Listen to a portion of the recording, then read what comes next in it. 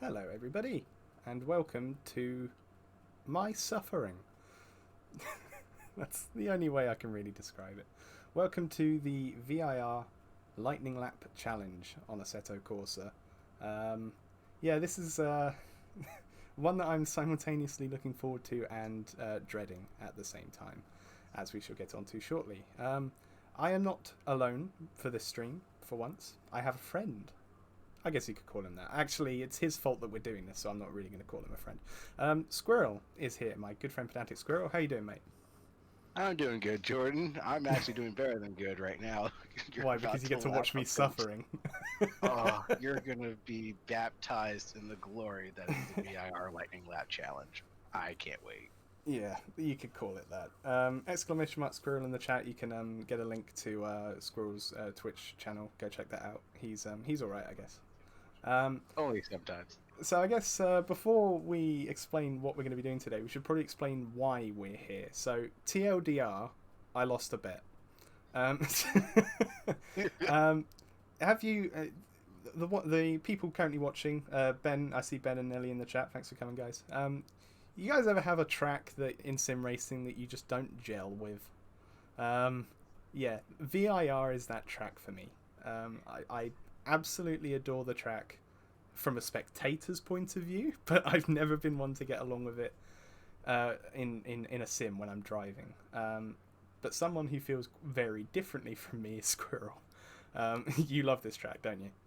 Oh, I adore this track. Ever since I was introduced to it back on Forza 6 with the NASCAR pack, I had only heard the track in name, but once I actually got to drive it, the flow just instantly connected with me, and I've loved it ever since on every game I've played. You weird person. No, me and Squirrel, we raced a lot with the Allied Forces guys, and a couple of weeks ago now, I think it was. I don't know how we got onto the subject, but I was once again explaining my displeasure at racing at VIR, and I mistakenly made a bet with him where I said that if he could get VIR to reply to him on Twitter, then I would do. The original bet was 100 laps of VIR. And lo and behold, about a couple of hours later, they replied. So here we are. The challenge has taken a little bit of a change in the couple of weeks before, in the lead up to this, mainly for my sanity's sake and probably health, because 100 laps seemed like a nice target. I didn't care much about your sanity. It was only your health I was concerned about. Oh, yeah, of course. I mean, why would you? Bless. So we've made a couple of alterations. Bandit calling me weak immediately. Hello, Bandit. Good to have you. I suppose. So what we're going to be doing is taking a little bit of inspiration from the Lightning Lap series on YouTube. Now, I hadn't actually heard or seen this until about a couple of weeks ago. So, Squirrel, I know you've seen a lot more of it. So, why don't you explain a little bit what that is? Well, the Lightning Lap is actually started by a Car and Driver magazine here in the U.S. back in 2006. They originally had a couple of employees go down to VIR and do their grand circuit, and the first car they set a lap around the circuit in was a 2006 Ford GT. And ever since then, they've been getting cars from all spectrums, from your econo boxes to your muscle cars to your supercars.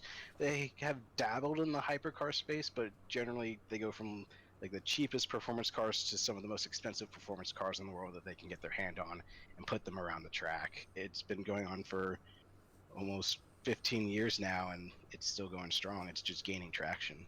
So it's a very I've awesome watched thing. a couple of the videos since you told me about that, and it's a really cool concept actually. I love the idea of returning every year with a different crop of cars and seeing how they stack up. So in that name, we're going to be doing a very similar thing today. So it's not going to be 100 laps; it's going to be 50, and I'm going to be doing them across 10 different cars. There's a wide range of different cars here, so we're going to start off relatively slow, and then we're going to end with something that's pretty special. And if you've seen any of the promo image that I've put out ahead of this thing, you probably know what that is already. But you can expect a couple of road cars, a couple of sports cars, GT cars, a couple of Grand Prix cars, yeah, it's going to be good fun. So to start Couple off surprises in with, there. yes, and I might die at some point. So to start off with, I guess we should probably show you what we're going to be driving. Hopefully that's not the forklift, although that might be a good follow-up stream idea, is keep the times that we've got from this one and then see what else we can. Maybe this is something we could do quite regularly if I end up not absolutely hating this track to drive more than I do currently. So this is the first car that we're going to be driving. This is the hang on, I've forgotten the year already. What year? It is 1955 Mercedes 300 SL, otherwise known as the Gullwing Mercedes. Yeah, so there's a reason we picked this car, isn't there? There is a very good reason. This car was actually used to help build the track. So they took this car out as kind of like the benchmark as they were like designing the track and making all the turns and finalizing the dimensions. And a couple of the turns are actually modeled after the turning circle of this car. Oh, I didn't know that bit. Oh, that's cool. So you can see we're starting actually. The cool thing about this, the cool thing about this track mod for Assetto Corsa. That's the game we're playing, by the way. Assetto Corsa. I probably should have mentioned that sooner. Is that it's got all the perimeter roads and everything. So I thought for this first one we'll drive into the track. Most of the cars on this list are official, either by Kunos or official mods brought in by the manufacturers. This one probably isn't. It's not stock, or it's not stock game content, or it's not an official mod. It's probably the weakest mod in terms of accuracy, but we kind of had to do it because of the historical links between this car and the track. So it's a good place to start off to see how far cars have advanced in the 50 plus years since this track was opened. And another little caveat to add is that I've driven. There are a couple of cars on this list that I drive quite regularly, but I haven't driven a lot of these cars at this track at all. So these 5 laps are going to be a little dangerous. So I have successfully managed to negotiate my way to the pit lane. Don't hit the gate. Good. Right. So here's the pits, and we should head out onto the racetrack. So as you head onto the racetrack, Jordan, I think I'll give you a little history about the track. So I don't know if you know this, but there are lots of tracks in America that were started by just a couple of guys with a dream and access to some heavy machinery like bulldozers, front loaders, etc. And VIR is no different. Excellent. It was opened in 1957, like I said, by a couple of guys with a bulldozer just paving out a ribbon of road that they thought would be fun. Wow. So, that's and has the layout stayed pretty much the same since it opened, or has it changed a lot? Genuine question. I have no idea. The layout has stayed pretty much the same since it opened. I'm sure they added the different configurations throughout the years. I don't have exact dates on those, but the only major alterations were when they widened the track after it had been closed. Long story short, the track opened in 1957, then it closed in the 1970s, and then the track went into all sorts of disrepair and got overgrown and was put basically back into farmland as you go off. Yeah, that's perfect timing. Good, our first off of the day. This car's very difficult. Yeah, it looks like it. It's like I'm driving on dirt. It's very difficult to drive. Now, of course, yeah, cars from this era would be very difficult to drive, but I feel like it isn't helped by the accuracy of the mod per se and the tire model. Or maybe the mod is very accurate because you have 1950s radial tires and 1950s brakes, which are essentially wood blocks.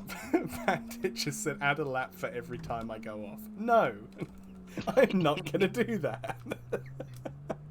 I would like to finish this challenge at some point. I'd also like to acknowledge, Ben, thank you for correcting me. It was the Porsche pack in Forza Motorsport 6 that added VIR, not the NASCAR pack, which added Homestead Miami, so apologies for the inaccuracy there.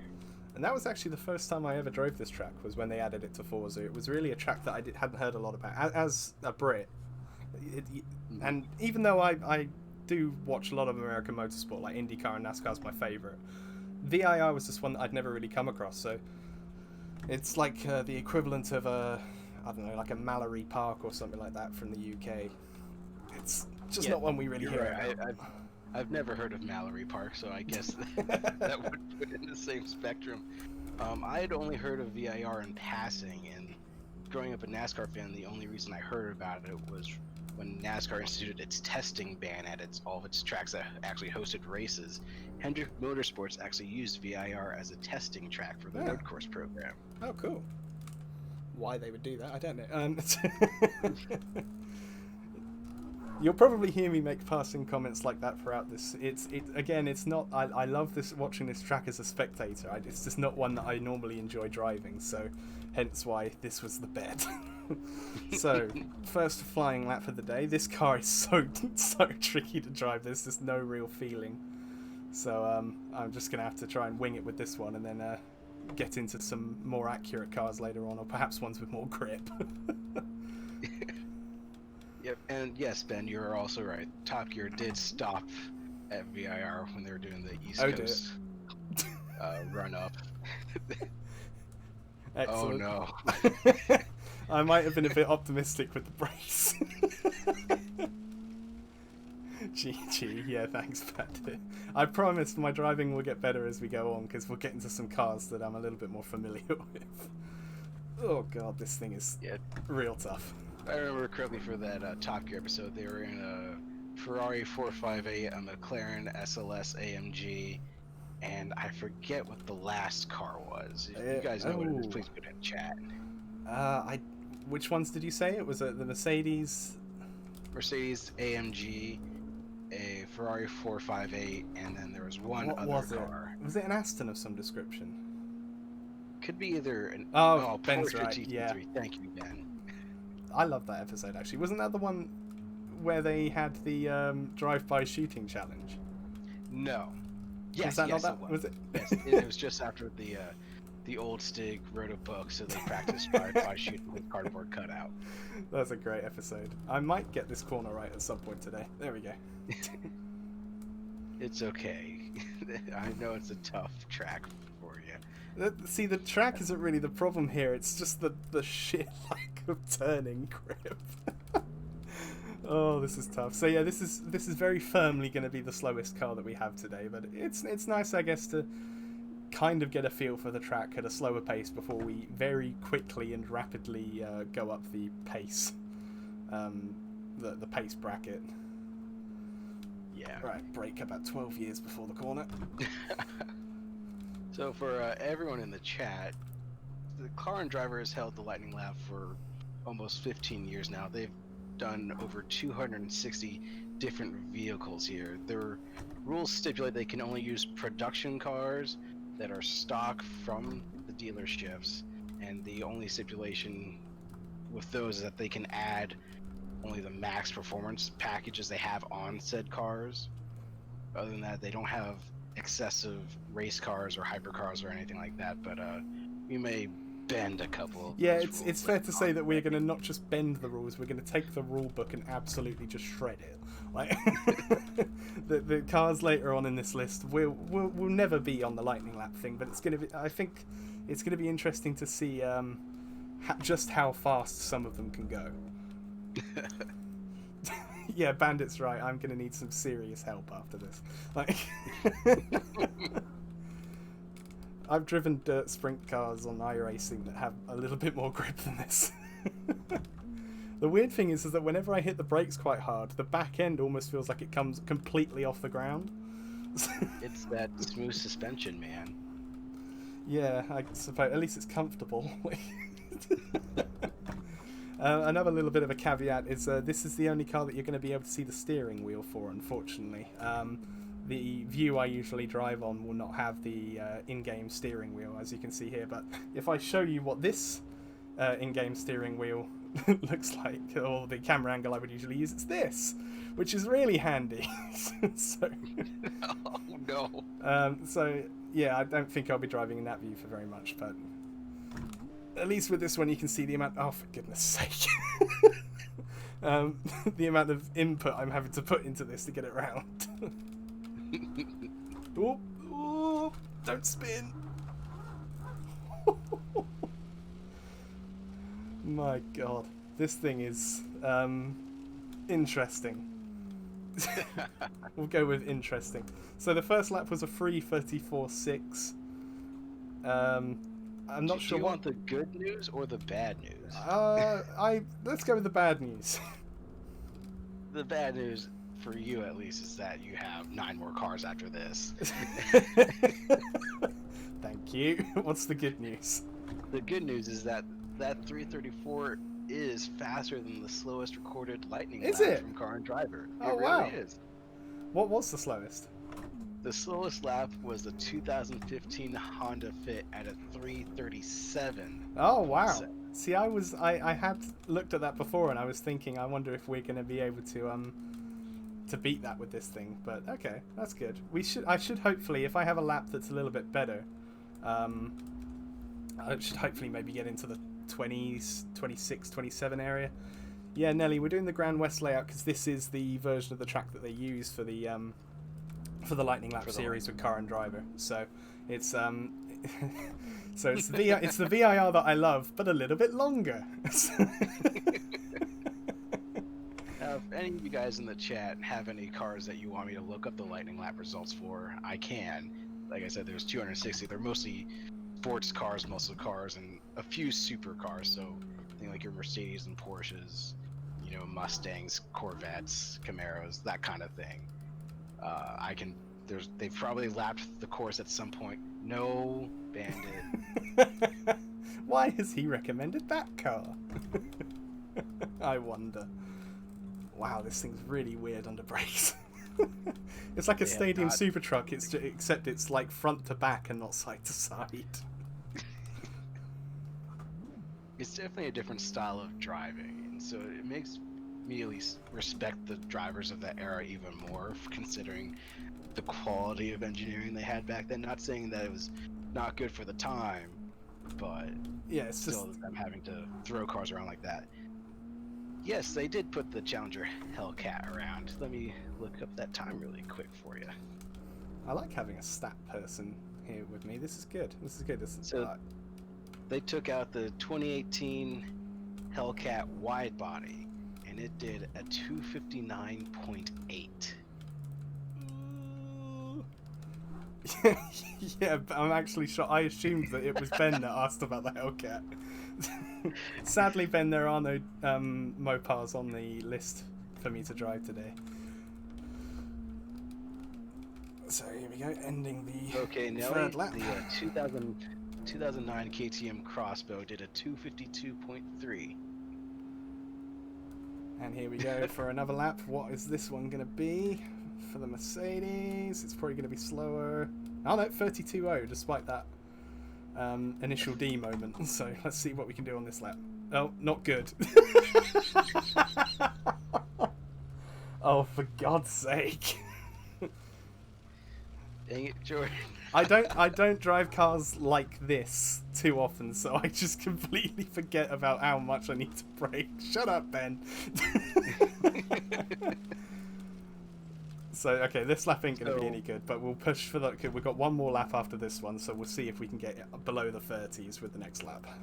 So, like I told you before, you're not the slowest car, but what I can tell you is that you're the second slowest car. Yeah, well, I'll take it. I'll take it. Dear me. No, I'm already looking forward to getting into another car after this.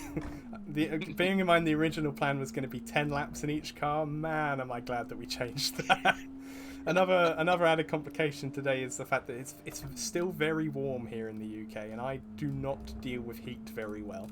So we know British people are sensitive to heat, especially in all those forms, you know, whether it be food, curry, yes, banana pepper, jalapenos. I hate you. What's the overall fastest lap? I know what car that was. The Senna, wasn't it? Yes, the 2019 McLaren Senna did a 234.9 last year in the Lightning Lap Challenge, the fastest ever recorded by Car and Driver. And what's the gap to the second place car? Let me check that. Don't forget Wendy's spicy chicken nuggets. Other chicken nuggets are available, of course.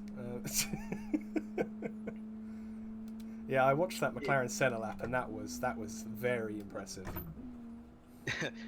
So the McLaren did a 2:34.9. The next fastest lap is a 2:37.8. Wow. Done by a Porsche 911 GT2. See, Ben, that's the target for me. That's the target I've got in my head for the final car. That's going to be a lot of fun. I'm really looking forward to driving that. Thanks to VIR for the shout out on Twitter, by the way, for promoting the stream. It's been cool to have them interacting with us through this, even if they are responsible for me doing this. Oh, I love how VIR was just fully on board on this. This is fantastic. Thank you, VIR, for responding to my tweet. This is beyond my wildest dreams. What, to see me forced to lap this track for several hours? Yes. I mean, I already was a fan of the track, but in the build-up and prep for all this, I've learned so much more about the track that I just have fallen even more in love with it. Hello, Matt. How are you doing, mate? Welcome to my suffering. So yeah, we're about to start our final lap in this car. I'm really looking forward to getting out of it because it's not the best mod. So what I'm going to do is I might actually try and concentrate relatively well for this to see if we can get a good lap time out of it. That doesn't mean you have to stop talking though, Squirrel, so feel free to judge me. You usually I'm not do. Be judging you. I'm going to be sharing my knowledge with you in the chat. Lovely. You know, I've break worked at the so 5 hard. board. I'm going to be breaking here, Ben. So, turn 1 that you're heading up to now is called the Horseshoe. It should be fairly obvious why it's called that, because it's shaped like a horseshoe. Shock horror. You should also know that this is, I believe, the lowest part of the track. Yes, it is. And for most of the rest of the lap, you're actually climbing up over 100 feet. Not troubling any apexes so far, but we're not hitting the grass either, so... This left-hander is called NASCAR because when NASCAR drivers such as Richard Petty would visit the track, they would tend to fly off the track. Not that I know what that feels like at all. No, I mean, as a huge NASCAR fan yourself, I think you're imitating them quite well. It's called paying tribute. It's paying tribute. We'll go with that. And now you're heading up to my favorite part of the track, the uphill S's. In a lot of cars, you can go through the first 2 flats and a slight lift for the third. It is just amazing when you get these turns hooked up. I've got to say, I'm not a huge fan of this track, as I've said, and will continue to say quite a lot, but that section is so much fun. Oh, it is wonderful. And now you're coming up to the Oak Tree corner. Sadly, this mod does not pay tribute to why it's called Oak Tree, because right there in that second right-hander, there used to be a big old oak tree there that sadly died and came down in a storm a few years ago. But they still kept the name, and yeah, it's still What is it Oak with Tree. famous racetracks having trees that have been lost recently? My local track, Snetterton, had a very famous tree by the second corner, and that came down in a storm, or got struck, or a lot of it got blown off in a storm. So, rip to our favourite motorsport trees. Yeah, I mean, it's something unique that we don't get with any of the modern tracks anymore. You know, just because of the safety issues that trees cause on racetracks. Oh God, man, this thing, braking downhill is not something this car likes to do.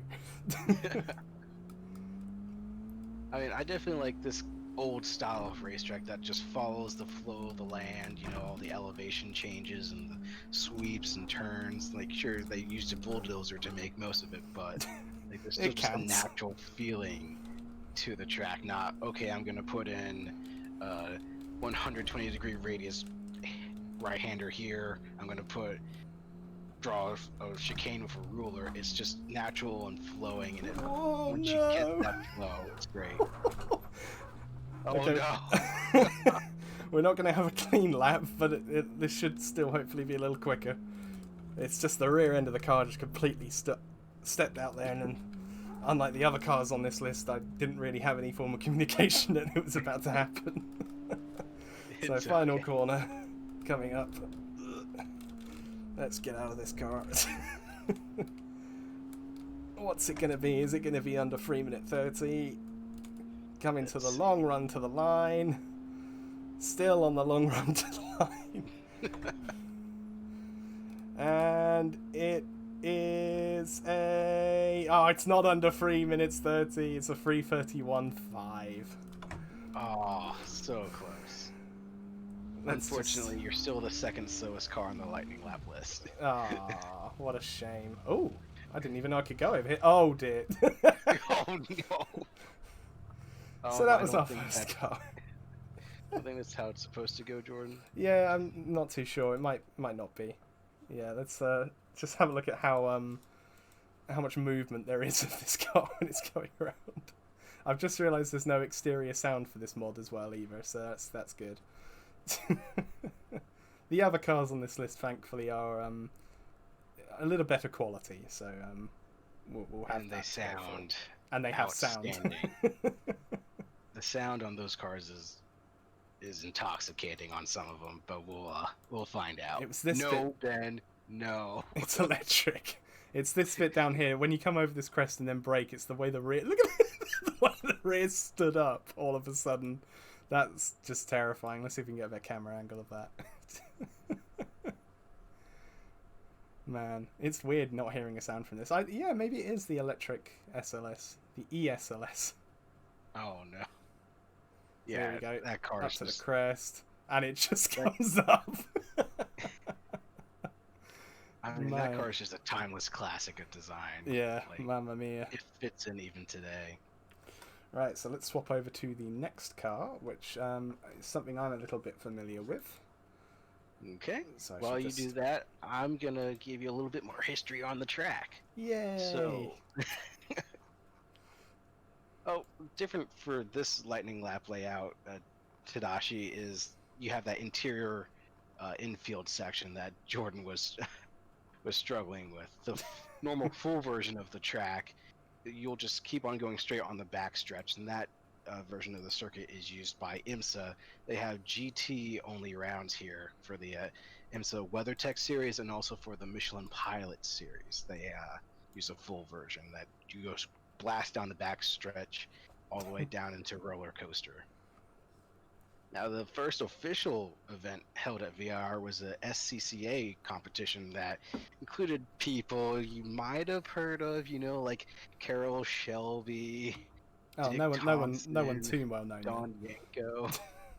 just a couple people, that have contributed a whole lot to motorsports, not only in the U.S. but internationally.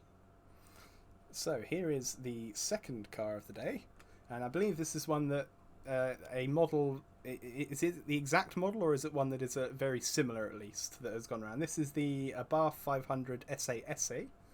I picked this because I actually have a Fiat 500 in real life. It's not an Abarth, unfortunately, so yeah, feel free to insert your daddy's car jokes here. Just going to find out where my chapter overlay has gone to. So this is the closest car that we could get to one that is actually on the lightning list. The one that's on the lightning list is a 2013 Fiat 500 Abarth, and once you get in the car, your target time to beat will be a 3 minute 27.3. Okie dokie. So good luck in an older version of said car. Now, so this is the first of the cars that was actually made for Assetto Corsa, so it should be a little better quality than the one that we just drove. And I'm already having fun. I love these cars. They're so much fun to rag around a track. Yeah, there's a certain kind of joy that you get from driving slow cars fast. It's better to drive a slow car fast than a fast car slow, and that can't be any truer than with small cars like this.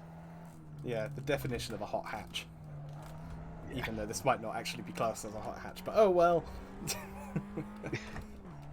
So the only thing I can spot that's debate on Top Gear though, when they were doing their what's the best hot hatch, they turned up in Sydney, it's all Fiat 500s. Like, oh, why didn't we pick that one? Oh yeah, they did, didn't they? That's Italy for you. Just constant 500s everywhere. So the only thing that I can see that's any similar in terms of the interior between my car and this is the stereo. Oh, this thing's fun. Unfortunately, as I said, you can't see my wheel inputs as much, but you should be able to see from the attitude of the car a little bit about how much this thing is a little bit on the edge through the high-speed corners with the road tyres that are on it, or the sport road tyres, I should say. H-pattern's fun as well. Oh, nice. You had that set up. Yeah. Excellent. I'm going for the full authenticity, which is why at some point during this I will have to swap over to my Formula steering wheel. Although I will be...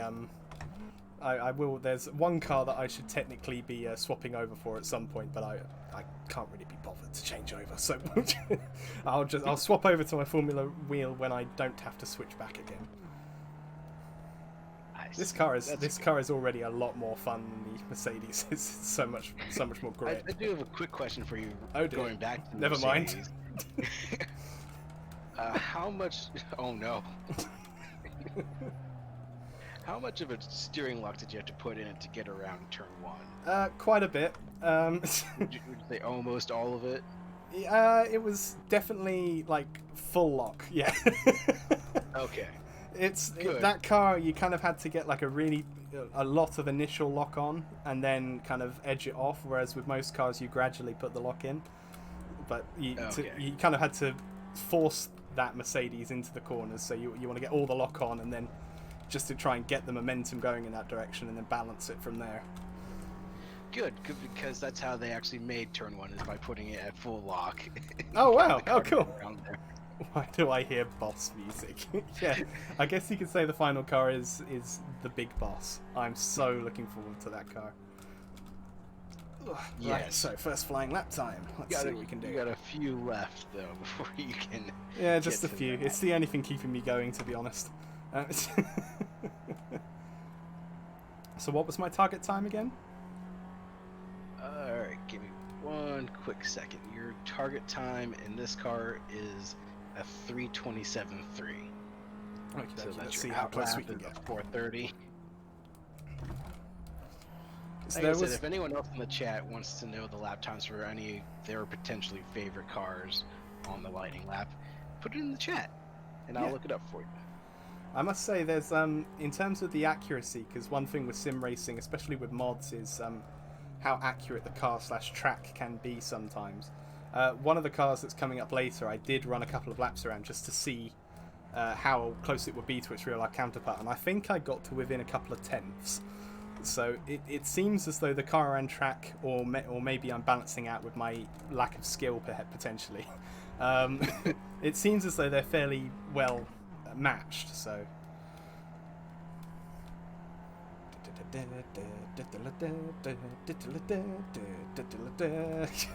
Okay, Bandit. Which Viper ACR? Do you want me to just list all of them, or? And I'm sorry, Matt. The Lightning Lap is for production cars only, so no full-blown race cars. Though we may bend that later. Shh. Yeah, probably total braking.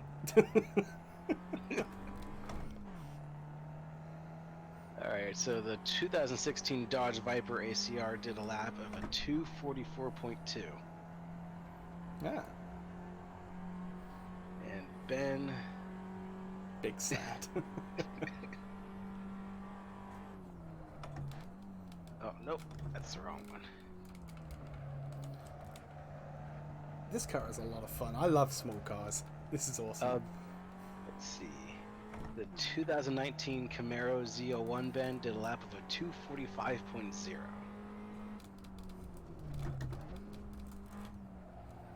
Like I said, there's over 260 cars on this list. If you name it, there's most likely a model that's been around this track.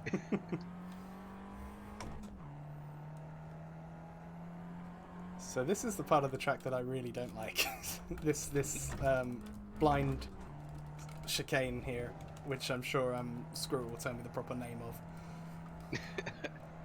Well, you got turn 17A, B, C, and D, and then turns That's 18. already way too many letters. Yeah, the infield section is definitely very, Ooh. very cheap. Oh, hold on to it. How did you spin out a front-wheel drive car? Because, shut up. I didn't, because I've been driving a lot of rear-wheel drive stuff. I forgot the golden rule of a front-wheel drive car, which is just nail it. If I'd nailed it, we probably would have been all right. That's one of the challenges of jumping from widely different cars, is trying to get used to the different way you have to drive them with only a couple of laps to do so. It's fun. It's a lot of fun. That's a ban from Tour. Oh dear. Not again. So, the reason that VIR was chosen for the Lightning Lap is because it's one of the most diverse tracks in the whole country. You don't have another track with a blend of speed, technical turning sections, high-speed sections, just all of the above. Car and drivers called it the American Nürburgring, only a few miles shorter, and that you can get Mountain Dew from the vending machines. And not as good. Sorry. To put it into context, as we said earlier, this is Squirrel's probably. This is your favourite track, isn't it? Is this your favourite track in the world, would you say? Yes. Yeah. VIR is my favorite. Whereas my favourite track in the entire world is the Nordschleife. So there's a little bit of a bone of contention there between me and Squirrel. I mean, just although from a sheer cost effectiveness, it's a lot easier for U.S. manufacturers and race teams to bring in their cars to VIR and test the different sections of the track.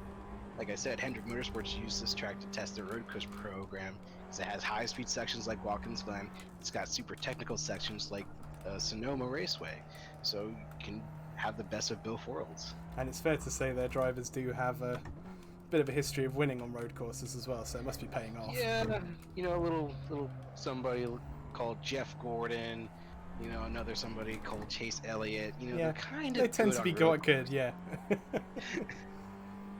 So I think that kind of pays off for them. Yeah, it might do.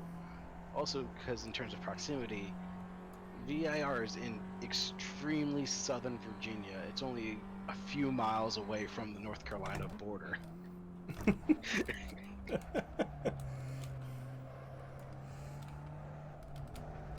There we go. Tires are getting very hot on this thing. I don't think... I've just noticed the tyre pressures there. You can see them just next to my throttle traces on the little Sidekick app I have there. They're getting a little toasty. So this car's definitely getting a bit of a workout, as am I. But that's probably more due to the temperature, as I said. Come on, there we go. Out the corner, let's go. Can't imagine why, yeah. Oh, you're getting close, Jordan. You're getting really close. If you don't spin, I think you might get it. Well, that spin was a bit of a silly one for me, so I hopefully won't do that again. I think I forgot where I was. I was imagining being on the Nordschleife. Oh, well, yeah. I mean, I went to my happy place. So you're welcome. Oh, I hate... My anger fuels me. So there you are going through a roller coaster and down into Hogpen. You know why it's called Hogpen? Why is it called Hogpen? Because there used to be a Hogpen on the right-hand side of the track. Ah, Over there. Right. I think they're having more fun than I am. So Also, let's see what I've the been second told lap by- does. Third lap, rather. I've been told by friends that when it rains, you can see why it was a Hogpen. There we go. Oh my gosh, you blitzed the time. I do think this is a slightly more upgraded version of the car that they did the Lightning Lap with, perhaps. But and of course there is always the thing with sim racing where you haven't got that element of danger, and so you're more likely to get a quicker lap just because you're not going to be worried about dying. So we'll put that into we'll get that one out of the way now. If we manage to beat some more times, there is always the potential that sim racing will be a little bit quicker. You didn't just beat the time, you obliterated it by almost 10 seconds. Well, maybe it is skill, I don't know. So we've still got another 2 laps, so let's see how much quicker we can go. Now the good thing is that you'll have my...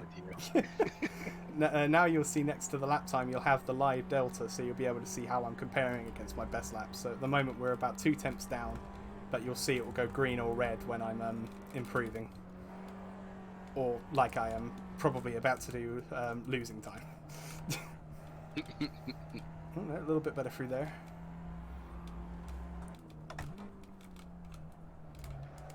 Yeah. Now, even though this is my favorite track, I've always struggled with Oak Tree. Just getting that good run to the backstretch. It seems as though there's a lot of different lines and entries and exits you can take out of there, so it's I can't say I've ever really found a line that I've been happy with through there. Yeah, it's really challenging, like breaking uphill, trying to keep the momentum up as you try to hit that second apex onto the backstretch.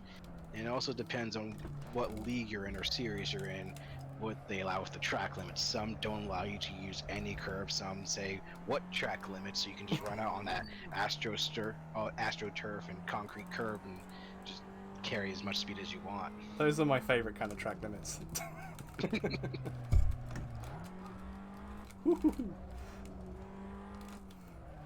Oh, no, come on. There you go. Still on the track. We're all good. Yeah, I didn't see anything. See what? Exactly. Still trying to learn what gears to take these through. Problem is with road cars as well, the gears tend to be a lot less matched. I'm not doing any kind of tuning for any of these cars. All I will be doing later with the race cars is putting them on the softest tyre compound. I won't actually be touching anything like gearing or suspension, so it's running basically out of the box. So like with this car, the gears are a little bit tricky. Alright, let's see if we can have... This lap isn't going to be any quicker. Let's see what we can do on the final one, and hopefully not bin it. I mean, that would be a plus. Oh, we got a good run out the final corner though, but it's not going to be enough to beat my last lap. Well, let's see what we can do. Let's see if we can get into the 16s perhaps. I mean, you're starting to beat some nice cars there. Yeah, that would be interesting actually to find out what cars I've beaten that I probably shouldn't have. Okay, so your previous lap was a 17.5, correct? Yeah. So that is faster than a 2014 Focus ST. Nice. Which is faster than a 2013 Dodge Charger Pursuit. Haha. So you're faster than the police car. Suck it, Ben.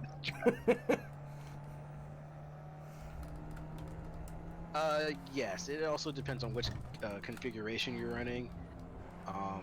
The first sector of the track that he's going through now, you know, NASCAR and Lower Snake, it's very technical and hard on tires. I find that offensive. You know, in doing league races here, if we do these big Grand West and Lightning Lap versions of the track, it is very hard on tires. But if you're doing the normal full course that cuts away the infield section, it's pretty light on tires, if I'm being honest. Now coming to South Bend, going through the left-hander, it's such a challenge. It's blind entry. You gotta make sure you don't run out and become a lawnmower. That was one of the cars that I was going to put on this list, was the lawnmower, but maybe we'll save that for another stream.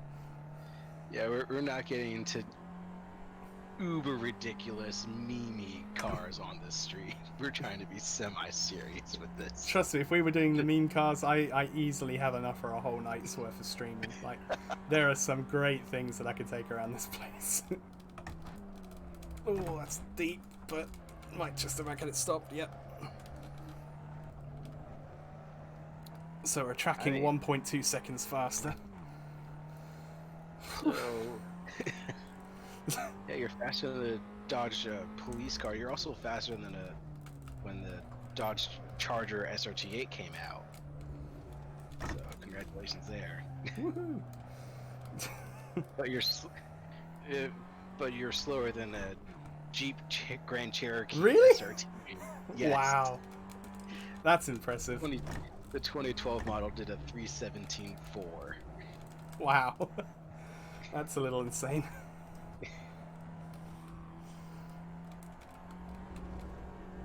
Let's just see if we can get this lap done.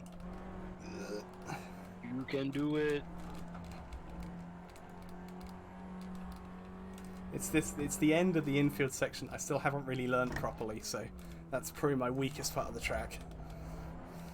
The rest of it is probably just generally weak, just because of how little I drive this track anyway. I have full confidence in your adaptability, Jordan. Adaptability, yeah, we'll go with that.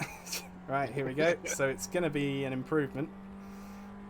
It's going to be a big improvement. Oh my. It's probably going to be about 1.8 seconds as we get to the line. And it will be a 3-minute 15.7. Whew. That is just 1/10 of a second behind the EcoBoost Mustang. Oh, in a Fiat 500. Yep. Awesome. Let's quickly have a look at the replay of that lap. you beat the Mazda Speed 3, Mini Clubman, John Cooper Works, and the Pontiac Solstice. No, actually, you matched the Solstice. Wow. In your Fiat 500. Hell yeah. Forza Fiat. That's great. Actually, let's put it to the infield section. That is a really fun car to drive. As we said earlier, I do like ragging a car like this around a track. It's just a lot of fun. Oh, don't worry, Bandit. There's lots more Mustangs on this list. That was just the baby one. We haven't gotten to the big boys yet. Or Mustang killers, we should say. Stop it. I actually got that annoying little blind chicane section pretty good that time. I'm getting there. Yes, you did. You did a really good job. Right, so because we need to find out what the next car is, and B, I'm going to get you to tell me because I've forgotten. So what are we driving next? The next car you're driving is the 2009 Mercedes SLS AMG, the modern Gullwing, just to see how far car technology went in the 50 plus years between the original Gullwing that helped design the track and then its modern interpretation.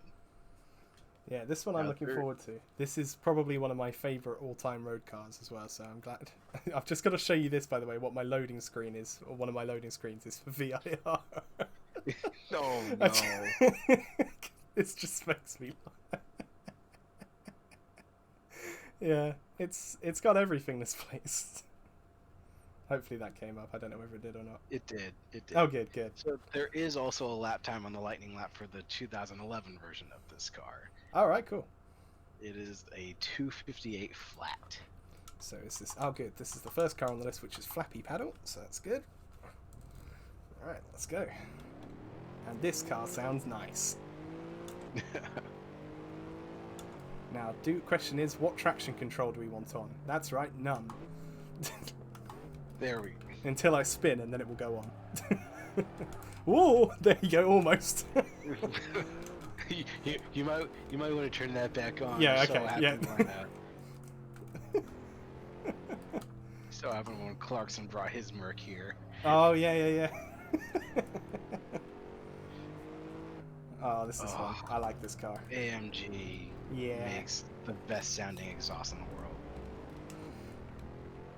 So I'm a little bit more comfortable in this. It's got a bit... Oh, he says immediately going off.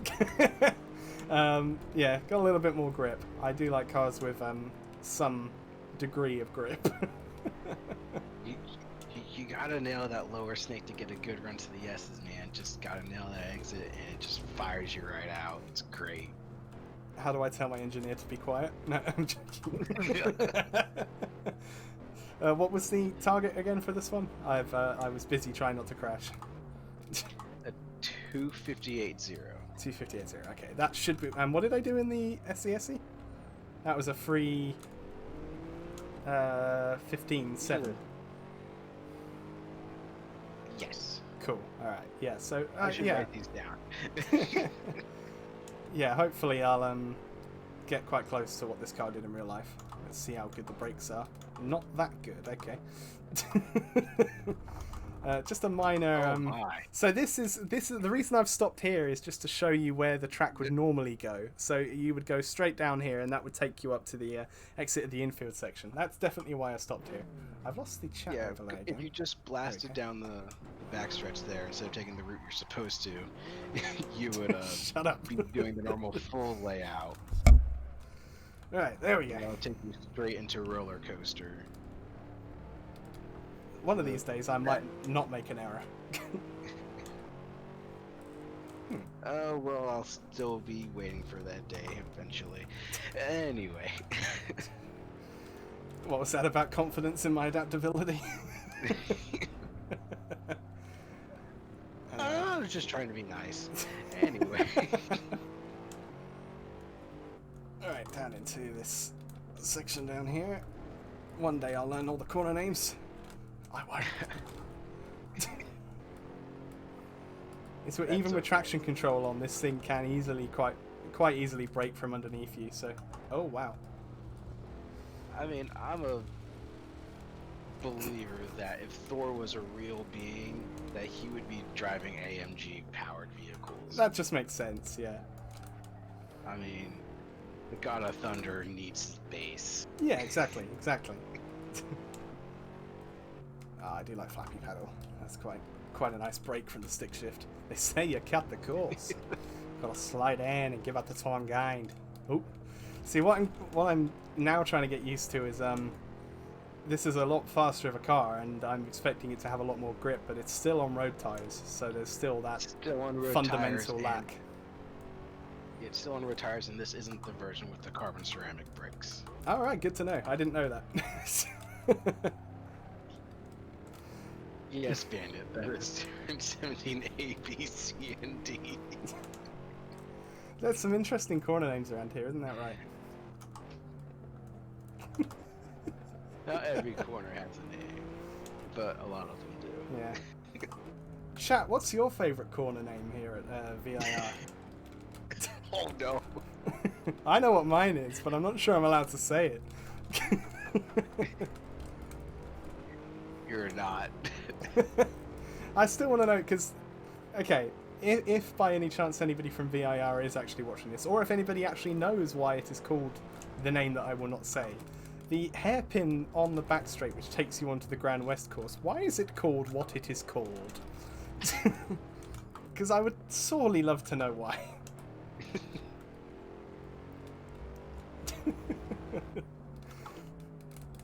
Oh, this car is fun. Ooh, because that's what it is. Yeah, see, that's my theory, Ben.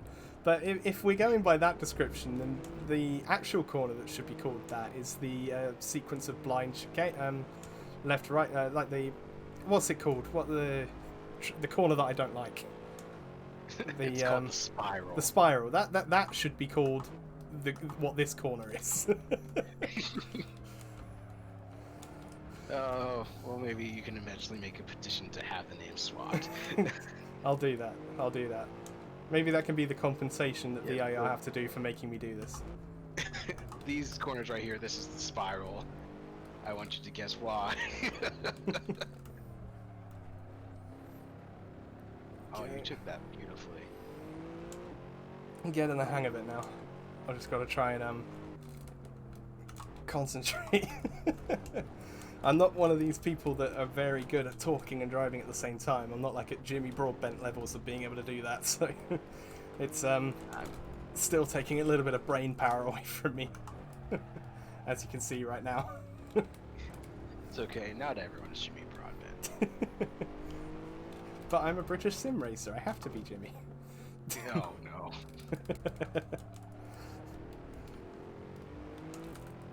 Oh, mama. Now I'm Johnny Bravo, apparently. I do like that final corner. You can carry a lot of speed through there, he says, getting really sideways. Hogpen is fantastic. Like, you get that right, it just hooks up and goes. And if you get it wrong, you're off into the outer Hogpen, just trying to get back on track. Especially if it's a wet day, sayonara. Damn it. So that was a 2:55.8 that time. Okay. Probably not going to beat it on this lap because I've already had an off.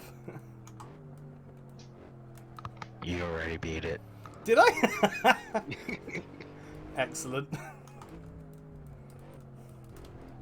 Yeah, the time you had to beat was a 2:58.0. Oh wow, okay.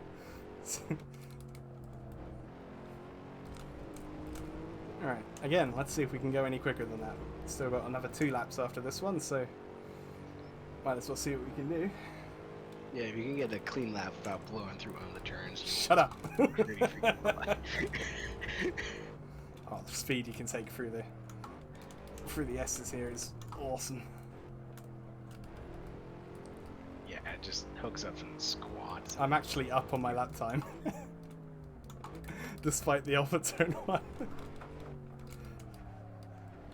So the lap you put in is faster than a 2011 911 GT3 RS. Nice. But you're still slower than some Mustangs. What is the fastest Mustang to have gone around here? You know what? Let me find that out.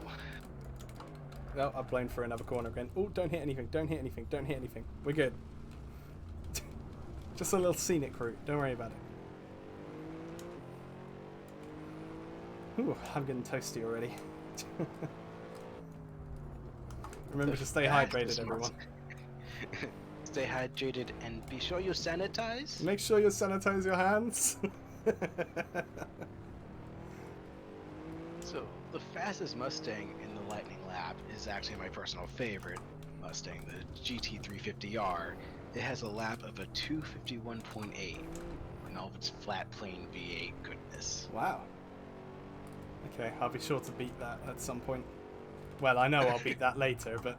Ah, what is it with this corner? I keep going off at that corner, I don't know what it is. It seems a lot trickier in a faster car. Yeah. In lots of games I played, that these turns feel kind of off camber a little bit. So you're like, oh yeah, I can just fly through here, but you really had to keep yourself in check.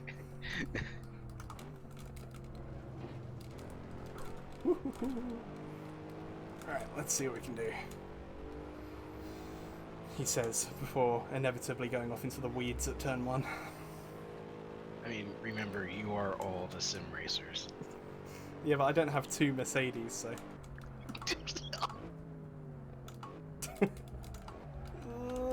Just about. Ooh. He's pushing. He's pushing. Never let it be said that I'm not trying. Oh, he says going off. Oh, I wouldn't say that was an off. I'm ignoring that from the race director. It was close, but... You can use all of the AstroTurf there through NASCAR. That's what everyone does, regardless of what track limits say they are. I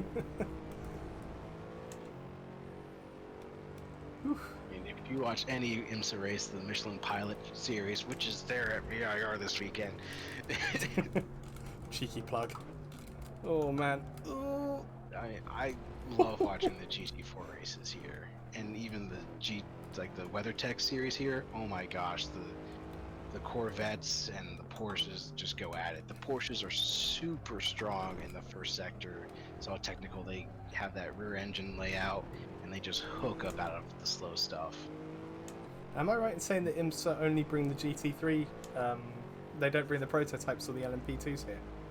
Correct. They don't bring prototypes to VIR. That's a shame. Would be crazy if I'd quite like to watch that. Way back in the ALMS days and Grand Am days, they used to have them.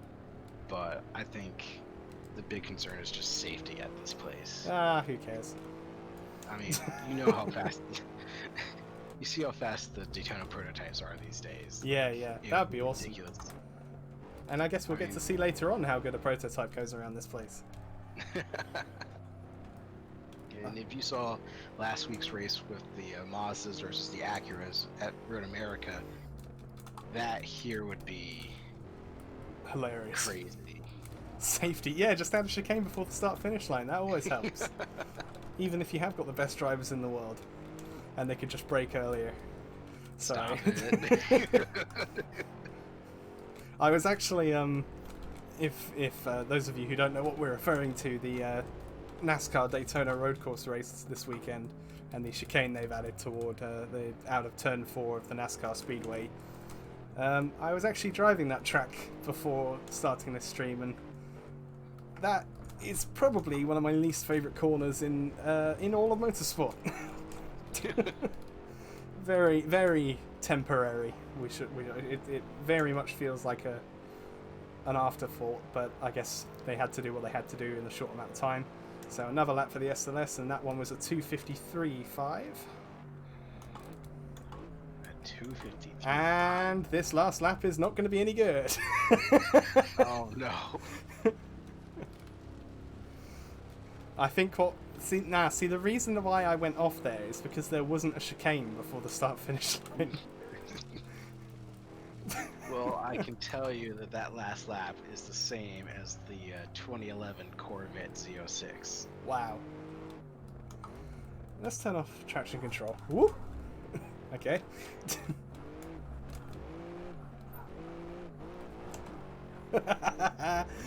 This is fun. Light it up, light it up. Oh, wrong button.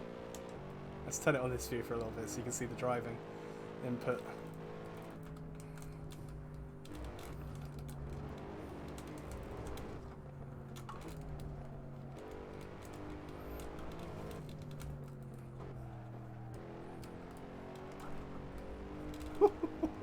This thing is so much fun. There's going to be a car later on which is going to really be a little bit of a test in terms of my ability not to die. So if this feels a little loose, the one of the cars coming up later is going to be a little bit worse. No, it's okay, Ben. We took the Project Cars 3 approach to tires that they'll never run out. Yeah, exactly. Let's see if we can drift.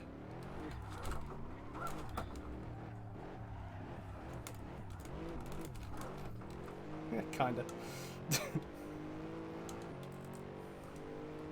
I mean, I've seen better at this Shut up. track by other British people.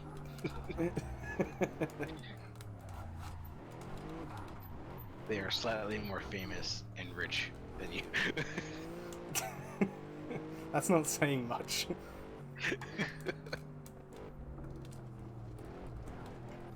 So even though this lap is a lot slower, I am determined to do 50 laps today, so I will finish it. Whoop!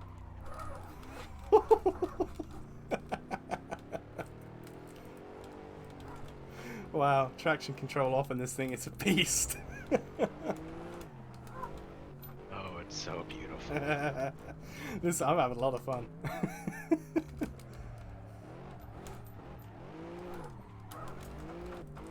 I'm just enjoying the sound. Whoop! Dead! Oh, you went to join the pigs. Where's the racetrack gone? There it is. Help, I've fallen and I can't get up. I cannot get up. Problems! And it spins! Oh, no, you didn't go join the pigs, you just fell off the roller coaster, it's fine. He spins to 480 degrees! Absolutely furious! Thanks, Murray. There you go. That's the stuff. Couple of donuts for you. I was hoping the tyres would puncture. Oh, no, there they go. Right. There you go, that's the Mercedes. Whew.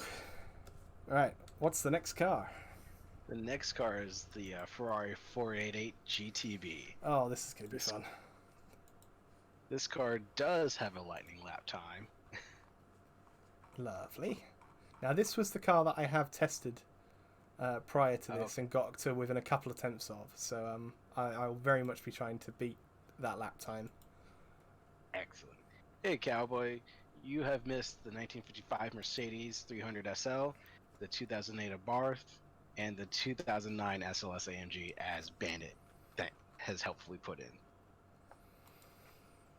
So there is one of the cars that's coming up later on, if I've remembered to show my display capture.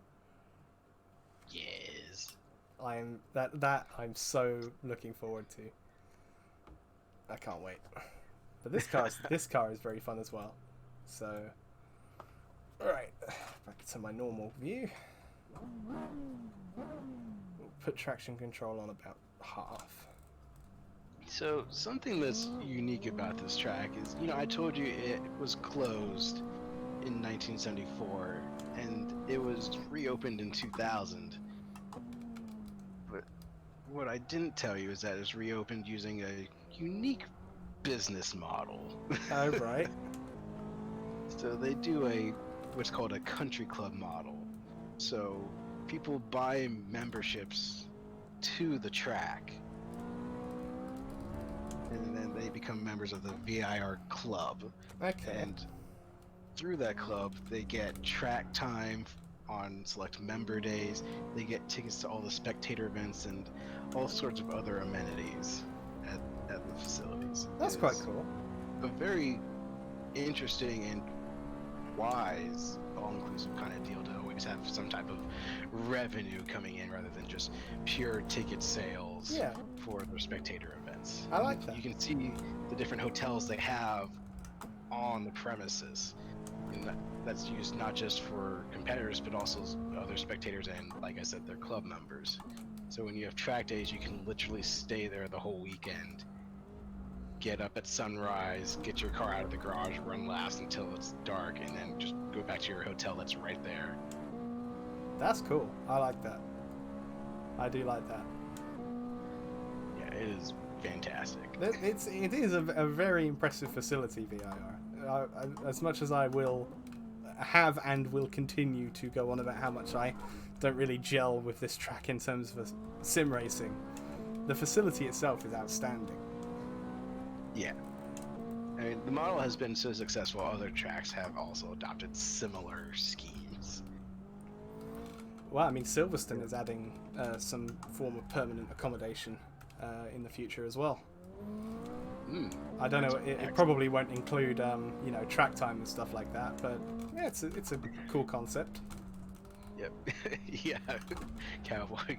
A little bit like Kimmy having his yacht in the Monaco harbor. When you crash, you can just go straight there. Oh, this thing moves pretty quick. Oh yeah. It looks planted as crap. Probably quicker than this year's Ferrari Formula 1 car. Oh.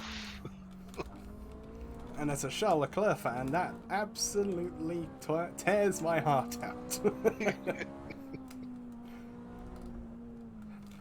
Alright, let's see what this thing can do. Shush you. I was hoping he'd still be here. So yeah, thank you all for tuning in so far. This is fun. Is this car 4? Is this car number 4? I think it is. Yes. This is car number 4 of 10. So we're making good time. We're just over an hour into this, and the cars are only going to get quicker after this. So yeah, stick around. There's some crazy stuff coming up. Stuff that's probably going to kill me. This is the last car that is actually on the official Lightning list. After this, we go into uncharted territory. Yep. After this, we take a couple steps into the ridiculous, and then we just dive off the deep end. Do I think replacing the chassis on Vettel's car will help him get back his mojo? I think Vettel, without wishing to offend any Sebastian Vettel fans in the room, Nelly, I think the problems that Vettel is experiencing at the moment extend a lot further than a chassis. It's fair to say that, drivers like Vettel do not forget how to drive, and he is still a legend of the sport. He is undoubtedly a fantastic driver. I mean, his run of championships between 2010 and 2013 were fantastic. There's a combination of things wrong there, and Ferrari's probably the worst part of it, because Ferrari is quite a toxic environment in Formula One, so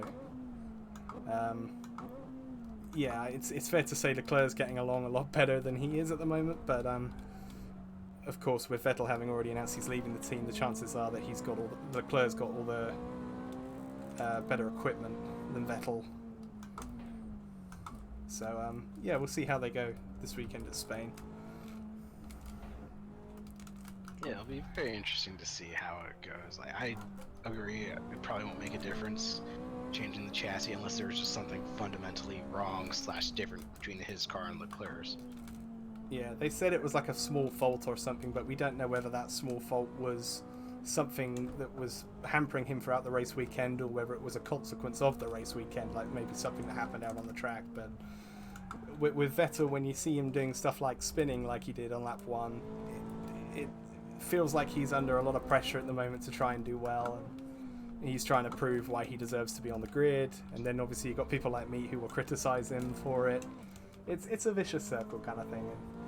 And it'll be interesting to see what he can do if he does get the Racing Point drive, but equally Sergio Perez seems pretty certain that he's staying there, so I could easily see Vettel retiring at the end of the year. Well, it is Formula One. They can throw us wild curveball, so I'll just wait and see what happens. Not going to engage in any speculation.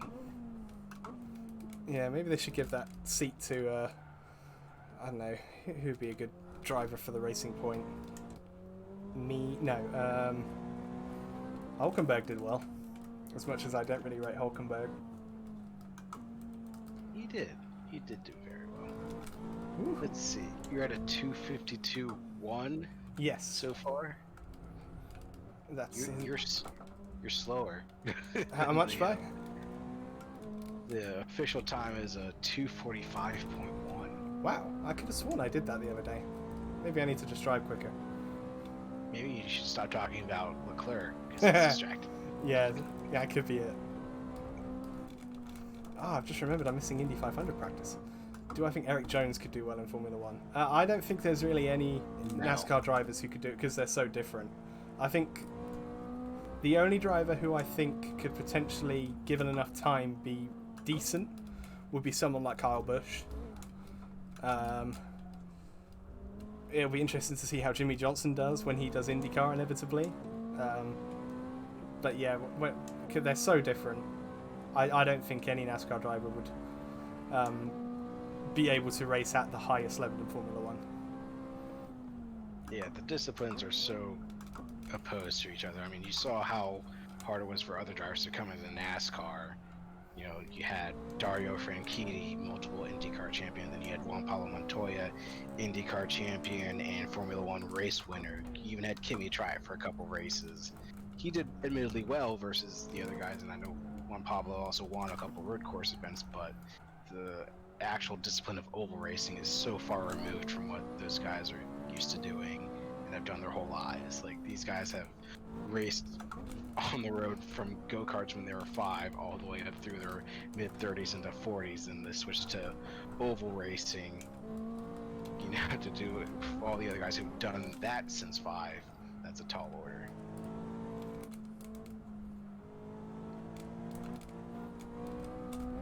I'm trying to concentrate now. You'll notice when the cars get harder because I'll get quieter.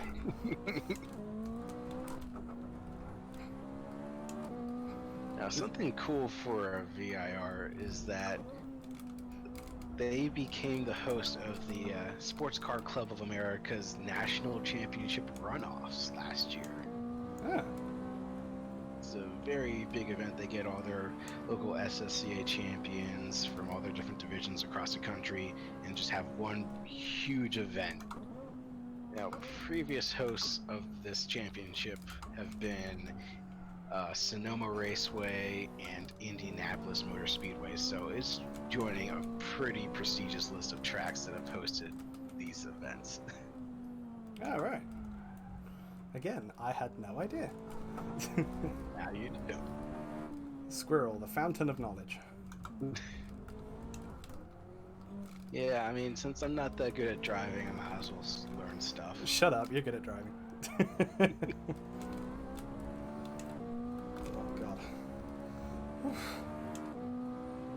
getting very warm. I am moist. No. Not in the good way.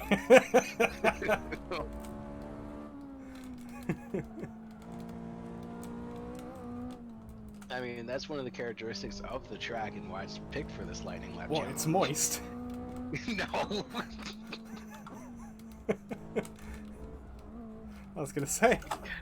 Because it's hard on brakes and tires and exhausting for drivers. Ah, that makes more sense. Ones.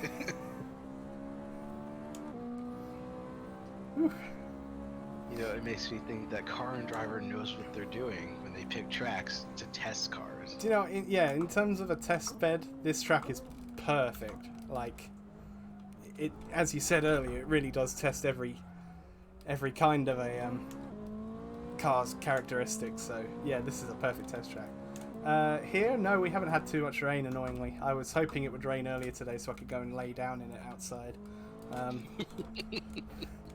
Because we've had up to, well, for the last week we've been above about 33 degrees every single day, and obviously here in the UK our cars are houses are designed to retain heat, not keep everything cool, so it gets very stifling here, and obviously we've got no AC either, so yeah, it's pretty warm. Today's a bit cooler. For everyone else who's watching, 33 degrees Celsius is about 91, 92 degrees Fahrenheit. Yeah, so it's probably not that different from what you guys normally experience, but yeah, obviously you guys are more acclimatized to it because you get those temperatures more consistently, and I'm uncomfortable with anything above 16 anyway, so it's pretty bad. So coming on to the final lap now in the Ferrari, and let's see if we can get any quicker. Plus we have AC, so that helps. Yeah, whereas the only AC I have is Assetto Corsa. Alright, here we go. What did you say the time was for the Ferrari around here? 2:45.1. Wow, I could have sworn I had that the other day. I'm not sure whether I was reading it wrong or whether I was just driving better that day. Ooh. Let's see if I can get into the 40s at least.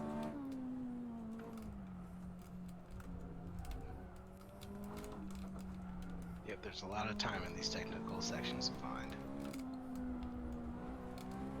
Careful, snake pit there. If you get on the power too early, it'll bite you. That's why they call it the snake pit. Keep it pit, keep it pit, keep it pit, keep it pit.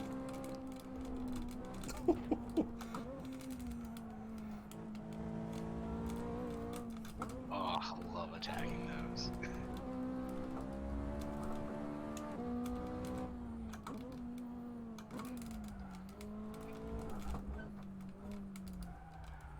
Come on, get in, get in, get in, go on. Brave Bills. So decent lap so far, about 1.3 up. Still a lot of time to find though. Ah, and there it goes. Oh no. Just trying to push it a little bit too hard. We could still improve though, actually. We're still only half a second down, so let's keep going. Oh my gosh.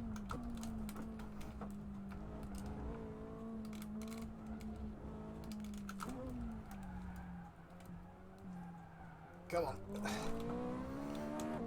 It's the road tire. I'm racing driver excuses again. I'm not used to road tires, so once we get onto some racing rubber, I'll be a little bit more happy.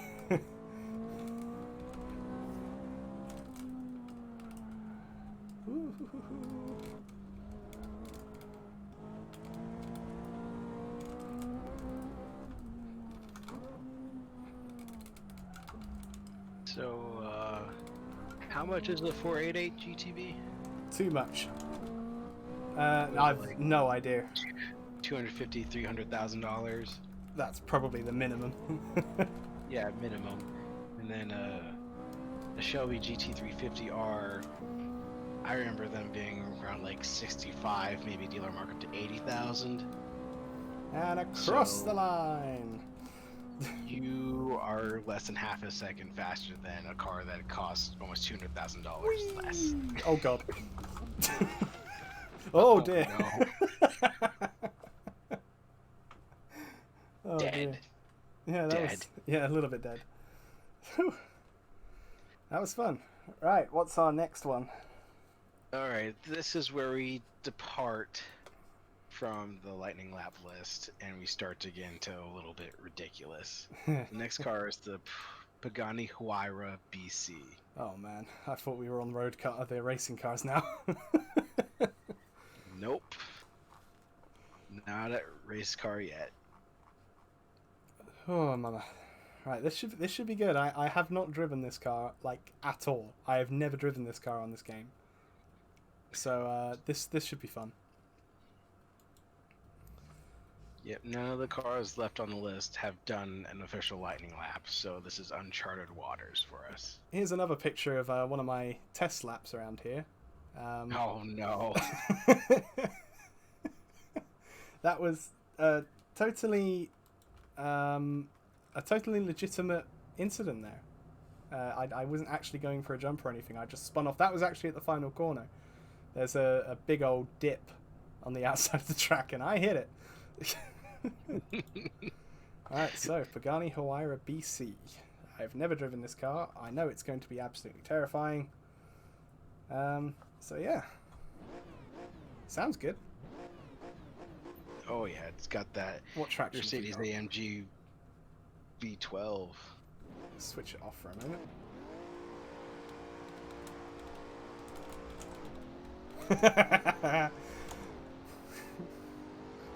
Okay, that was fun.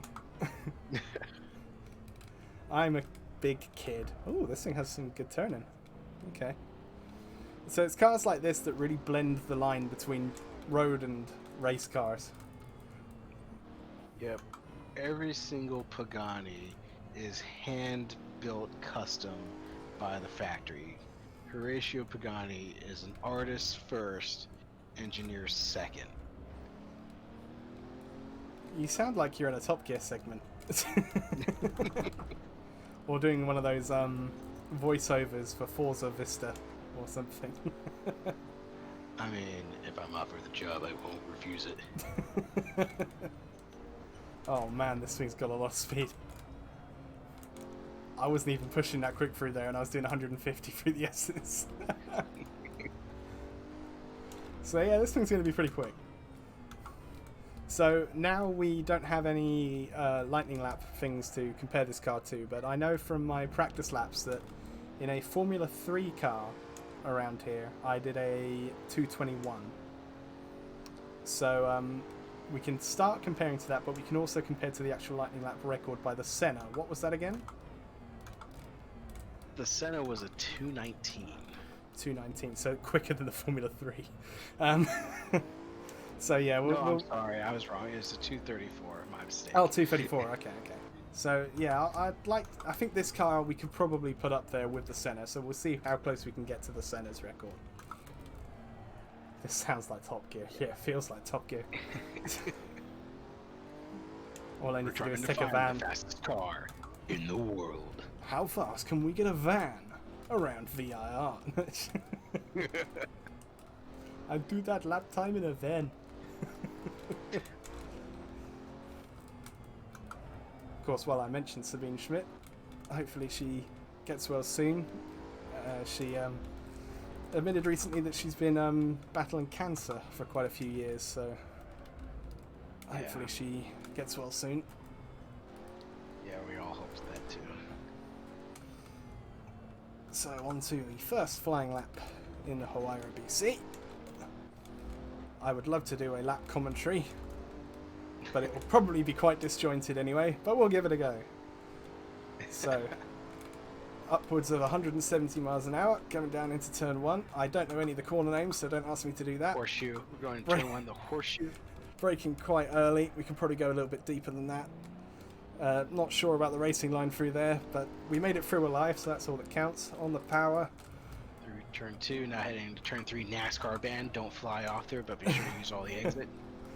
Trying to use a little bit of the Astro. Didn't quite get there in time because I was a bit too Hugging the apex like my favourite granny, as Martin Brundle would say. A little bit Going wide. past the snake pit and into lower snake. And now for my favourite part of the racetrack. Let's see how much speed we can carry through the S's. 170 miles an hour at the apex of the first part. Slowly decreasing speed throughout. Trying not to fly off. Crest the blind bend at South Bend. Now heading into Oak Tree. Where are thou, Oak Last Tree? into the backstretch. Let's see what speed we can get down here.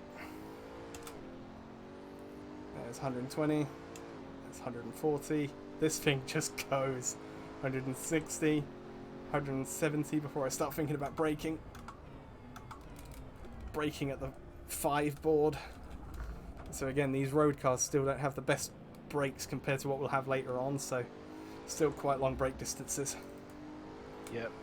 Even though the Pagani Huayra is a hypercar and does have carbon ceramic brakes and super sticky sport tires, it still does not compare to the race cars that we're going to have later on. So now for my favorite section. Yep, the infield section, the toughest part of the lightning lap. I'll tell you what, this car feels absolutely awesome. Like I said, I haven't driven this car before now, and I can already have quite a bit of confidence in it. As much confidence as I can have around VIR. Yeah, bit of a moment. Into roller coaster.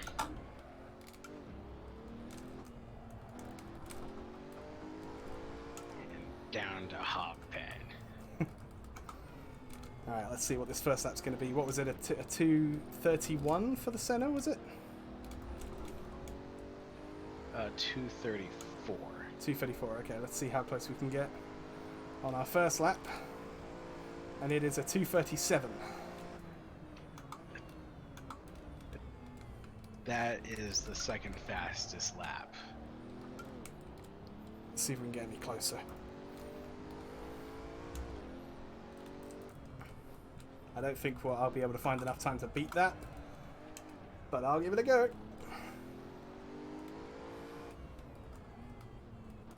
He says immediately know going the slow. way to beat the lap. I just about know my way around the track. Good exit out of there this time. Oh yeah, you're picking up heaps of time.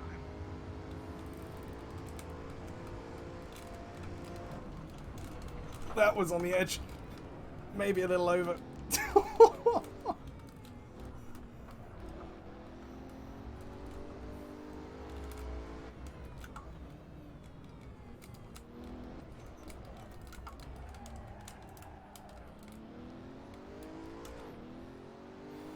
Oh, this is fun. You got this. So we're about 6/10 up. Still nowhere near the center, but we'll just see how close we can get. Am I going to blow the hairpin again? I am. That hairpin is so tricky to get the breaking point right. I think that's why it's called what it is. Yeah. It really is what it is. It's interesting. I broke just before the 5 board on my last lap. And then I broke just a smidge, either on or just after on this lap. And had no hope of making the corner. It's such a fine line of where to brake when you're going that kind of speed. They say you cut the course. It's a good job this isn't iRacing, because I'd have probably gotten a DQ by now. Woohoo! God. Yeah, this Huayra was one of the first cars that we saw like have really flashy active aerodynamics on it. It's got 2 front spoilers that flip up and down for the front and a couple in the rear as well. Horseshoe Pagani is an expert in composites, so the whole thing is made out of carbon fiber. And as we learned on Top Gear, when they first announced Huayra, they interweave titanium strands with the carbon fiber to make it that much stronger and lighter. Probably the latest I want to brake for turn 1, but we made it.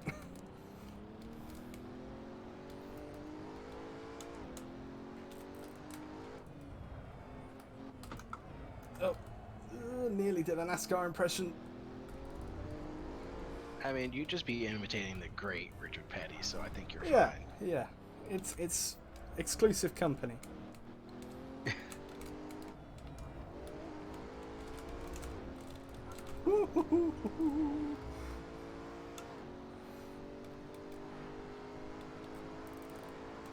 Yeah, I know Horatio Pagani worked for quite a few car companies, and I know he has a very good relationship with Mercedes, which is how he can get the specialty made V12s that he uses.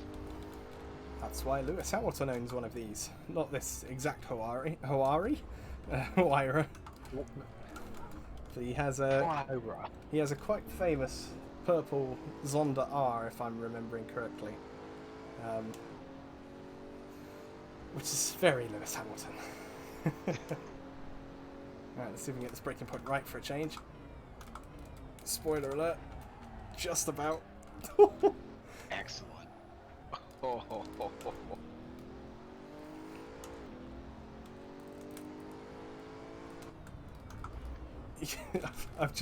I'm becoming very conscious of the fact that with every car I'm getting a little bit more quiet. No, it's fine. The tension is rising.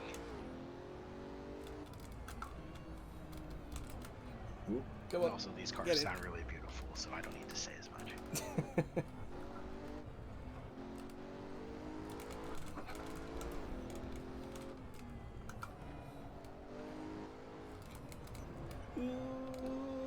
Yep, nailed it. Good.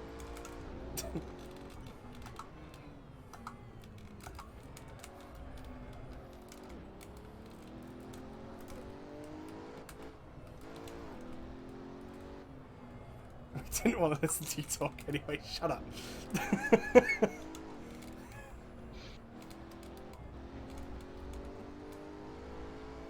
So it's going to be an almost 2-second improvement.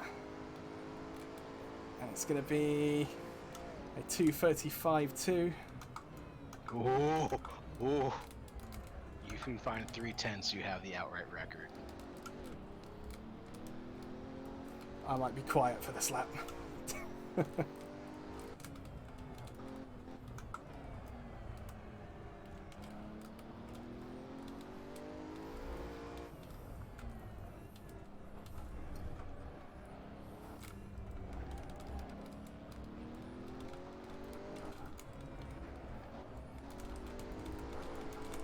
little bit messy.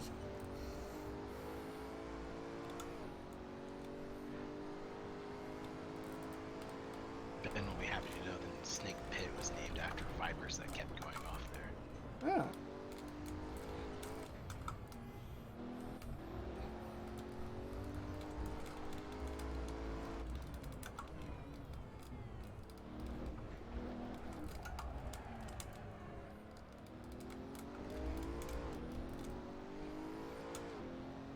So we're about matching our lap time now. So it's all in the final half of the lap to see whether I can take the record. Yep.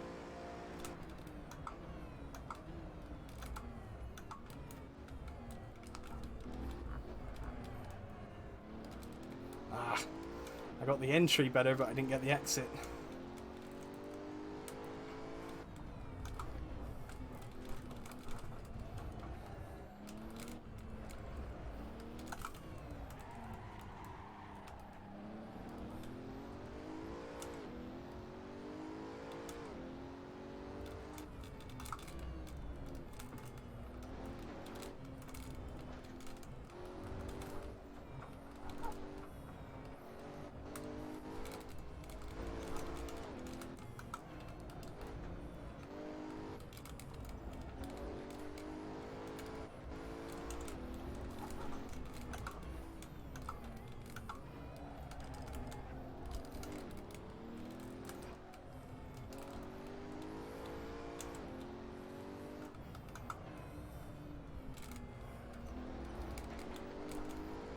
Come on the power. Keep it. Come on. Oh! Oh my gosh, come on. Yeah. It's gonna be a 2:34.7. Congratulations. you beat the record. Oh, that was tough. Talk about leaving it for the last corner.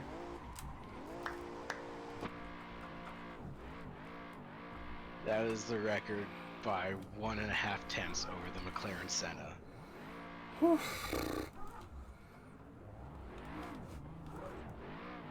And you know what? We're only halfway done. And that's not the fastest we're gonna go. Yeah, exactly as Ben said. I was down 0.7 halfway through the lap, so there's at least another second in there, probably a second and a half if I learn the car and the track a little better. And of course, I'm nowhere near a quick sim racer, so I'm sure that other people can go quicker. And of course, if anybody's watching wants to have a go at any of these laps, go for it. I'd love to see them.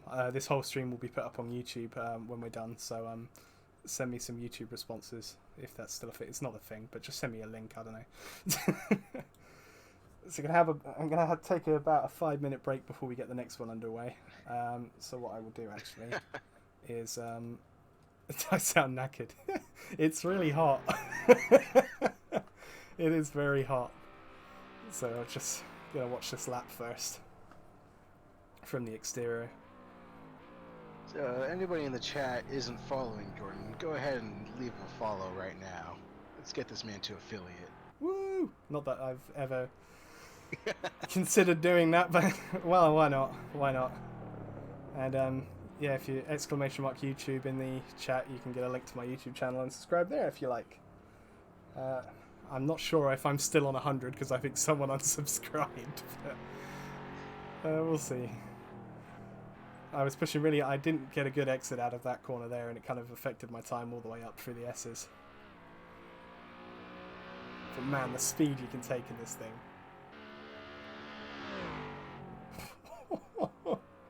I'm fairly sure that should have been a corner cut. Oh god. Let's see if I can get my fan working. If you hear a noise in the background, it's my fan. No. Oh, sorry. If anyone else in chat wants to know what their favorite car has done on this lightning lap, go ahead, put it in there, and I'll look it up for you.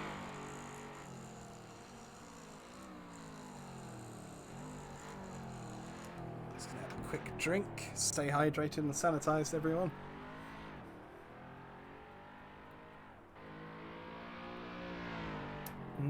Warm water, my favorite.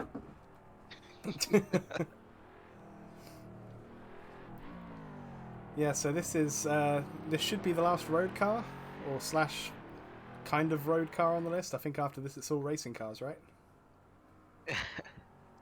Yeah, the next car is the Ferrari 488 Challenge Evo, which was just added to Assetto Corsa for their eSports challenge. Ah, Gearhead's going to be annoyed because he can't drive that. IndyCar I wanted to put on the list, but with only 10 slots I wanted to get as diverse as possible of a list as possible, so if I come back to do more of this in the future, I'll probably put an IndyCar on there just because of how biased I am toward that series.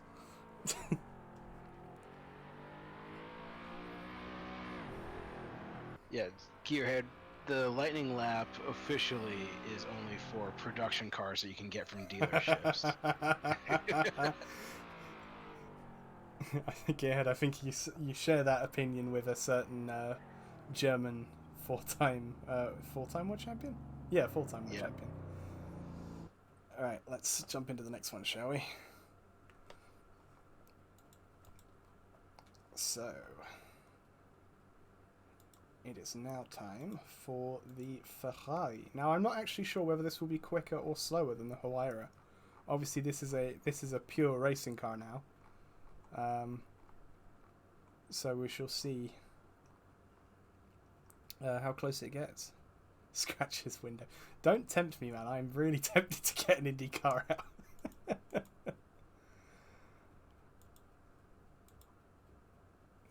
There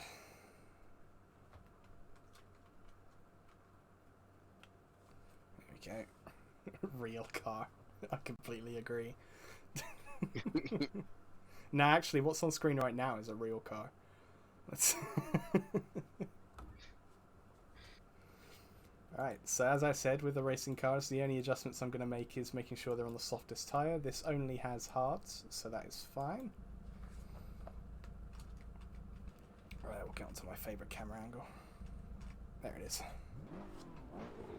This car is a lot of fun. I do like this, and it's, as I said recently on the Tour radio show, it's nice to see Assetto Corsa still getting content so many times. So many years after it was launched, so Ferrari strat is always hard tyres. Ooh. What? Wait, that assumes that there is a strategy. So, first racing car on the list. So, how is this car different from the 488 you drove earlier? Better in every way. Obviously, grippier racing tyres, a lot of aerodynamics, race gearbox, race brakes, race engine, race everything. It's just an animal. Whether it's quicker than the Huayra, I don't know. I feel like it's going to be close.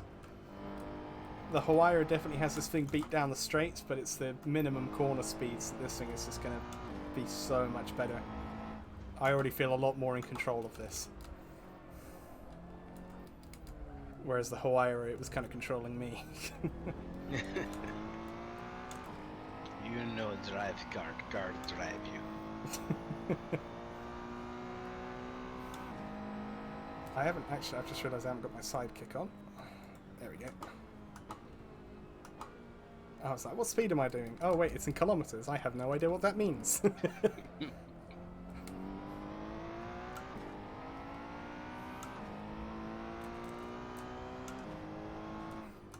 So yeah, so this car was added, as Squirrel said, as a part of the Ferrari Hublot, their eSports series. One of those. So if you want this car, it comes free if you sign up for the series. As we alluded to, Gearhead and other people in the Americas for some reason aren't eligible to sign up. So I don't know whether anyone on Race Department might have uploaded this car separately for those people. We'll see. Hublot. Otherwise known as my... no, I can't say that. No. Anyway. How fast do I think this will be? How fast did we go in the other car? It was a 34.7. I think might get into the 33s. Maybe 32s. It feels quicker. So, Type in chat how fast you think this car will go, guys. Mamma mia. That was a moment. Alright, let's see what this can do. Okay, Ben said the 232.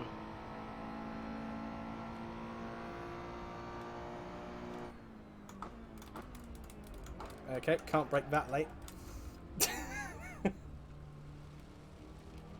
What are brakes? 220. That I think, yeah, No. I think 220 is a little bit too optimistic. We'll get to a two. Of course you didn't say that.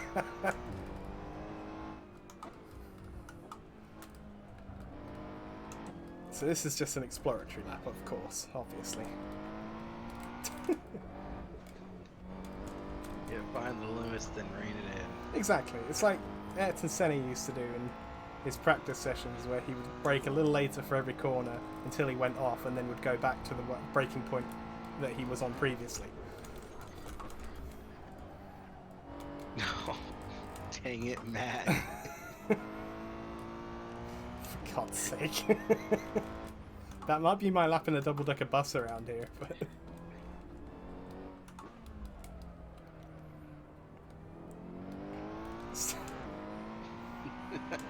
I'm not sure what that means. Stone Cold Steve Austin is a American Oh, is wrestler. that WWE? He's famous for being bald, being angry, and for shotgunning beers. Oh, okay. Being bald, angry, and shotgunning beers. So Danny DeVito? No. No.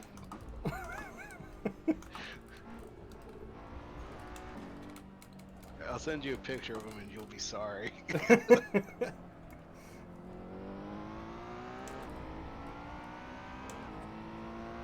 Never got into wrestling. Not my thing.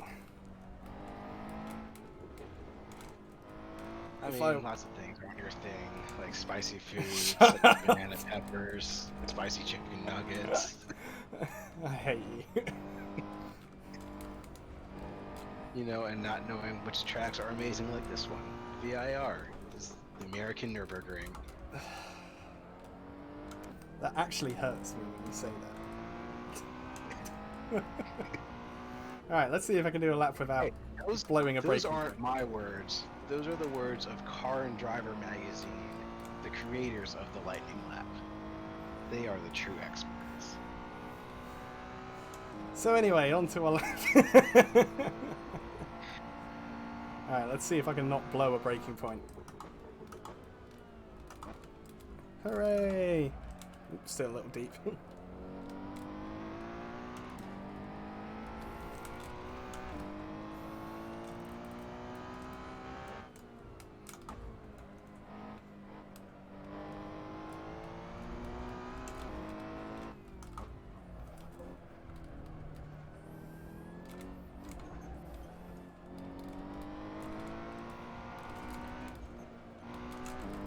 This car is a lot of fun.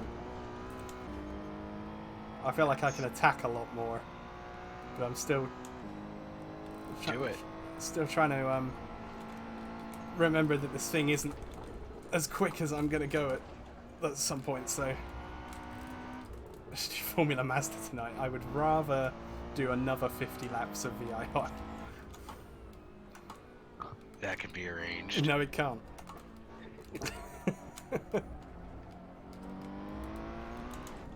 Ooh, double shift, good. Your current lap is good enough for 6th place on the Lightning Lap list. You're behind the 2019 Porsche GT3 RS.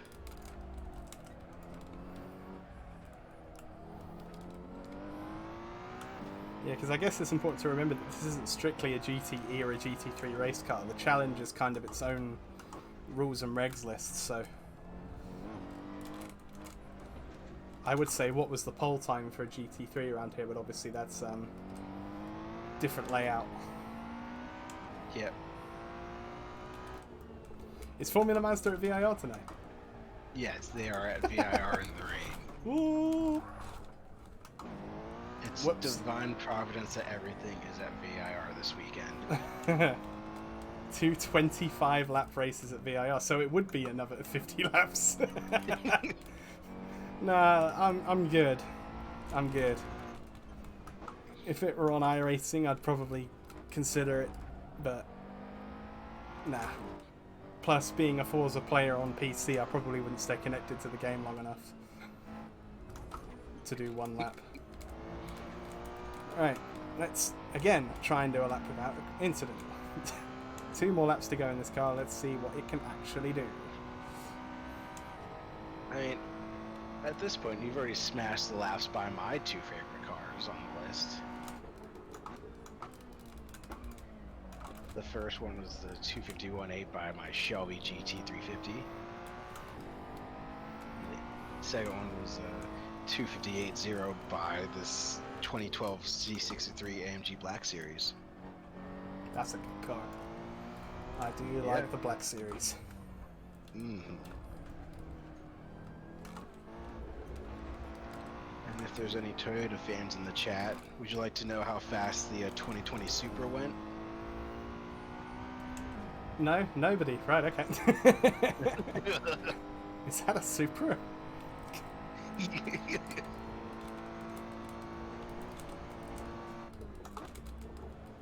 I'll save that nugget for later, I suppose.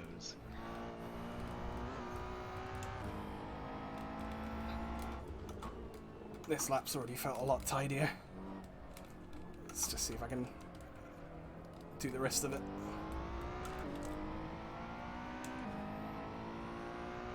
I don't know, Cowboy. I didn't know the Supras were broken. Can you please explain? They are broken. It's a Supra.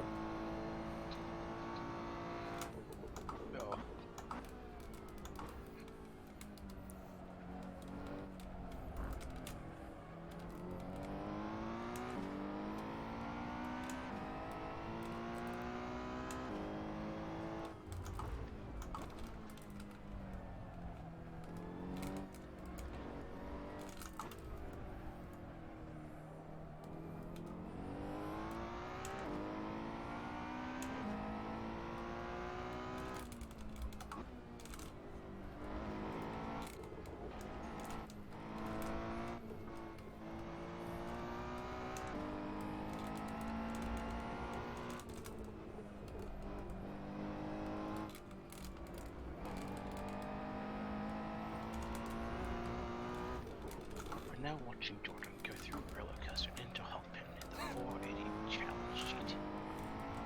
David Attenborough should do motorsport commentary. This felt like a good lap. Let's see what it is.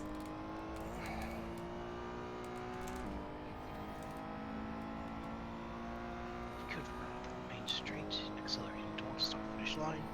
We'll see what time he gets. 37.3. That is P2 on the official lightning lap list. Yeah, so I'm not going to find enough time to beat the Huayra. So it just goes to show how damn quick that car is. Indeed. Let's see if we can get any closer, get into the 36s perhaps. With this final lap.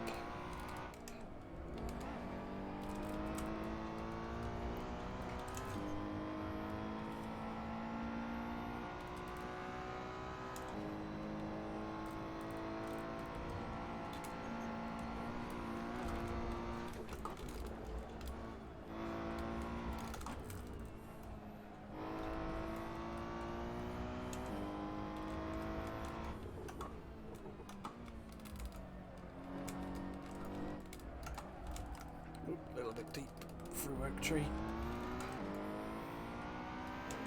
I successfully identified one of the corners.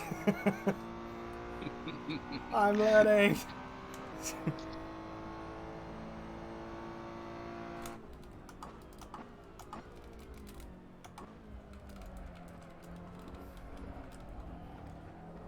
Yeah, this Ferrari's I think down a lot of power compared to the Pagani, so even to get remotely close to the top times is very impressive. Yeah, it drives so much better through the corners, but yeah, I think it's just that fundamental lack of power compared to the Huayra that's letting it down. This is definitely the easiest car that I've driven today though so far. Which I think is, yeah, compared to what's next, I think it's a bit of an omen.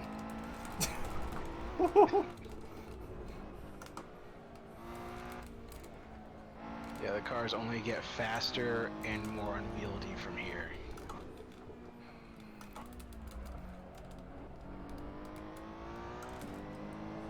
Is the next car the one that I'm really terrified about, or is that the one after? Yes.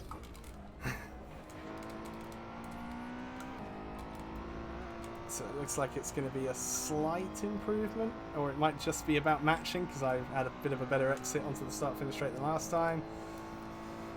500ths quicker, it's a 37.3 again. Excellent. Whee! I'm out of here! Where does this dirt road go? Well, another thing that's nowhere. on the property of VIR is that they have go-kart tracks and also shooting ranges. Now the go-kart track I can drive around on this game. I read somewhere that the FBI sometimes sends people down to VIR shooting range to get some advanced training. You know, just like Top Gear did with drive-by shooting of the stick. So the next car is from 1989, am I right? Indeed it is. Cool. Anyone in chat want to hamper a guess? As to what it could be. If I can find it on my car list. There it is. Cool. No one's guessing? Fine. Be that way. There's a little bit of a delay. I'm sure Bandit will get a bus in a moment or something. No. Bandit will say a milk float. 1989, the best year. Yeah, Taylor Swift's album was great. Oh. Oh, Bandit actually got it. He got it. Yeah, in one. Yeah, this is it. This is the thing that's going to kill me for the next couple of minutes. Now, as I said, only adjustments I'll be making is making sure we're on the best tyres. But when it comes to cars with turbos, I'm going to be upping the limit. Does this thing have a turbo? I thought it did. Yes. Why can't I raise it? I might have to do it in the actual setup. Yes, it does have a turbo. There it is. There we go, 100%. And I think this is H pattern as well. Yeah, it is. Right, this is going to be good. Okay. I'm terrified. Oh, that sounds great. Oh my god.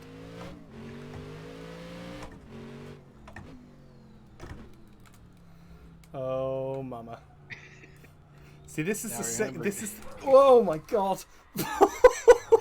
I barely even got the power. Yep. Now, ladies and gentlemen, this is the car the second scariest car on this list. The next car, it might be even worse. Oh man. This car was made to conquer them all. Okay, this is gonna be good. Alright, let's just take it a little easy. This is the exact antithesis of the car you just drove. Yeah. Oh man. Good lord. Oh my god. This is nothing but raw, unadulterated power. Unlimited power. If Emperor Palpatine was a car, this would be it. Yup. Right, just very gently on the power, very gently, very gently, very gently, very gently, very gently. Yeah, I'm scared. And there's an egg underneath the gas pedal. Kill it! I don't know how good the brakes are on this thing. Oh, not bad, not bad. Not as bad as I thought they were going to be. Oh my god. This is really difficult. Oh god.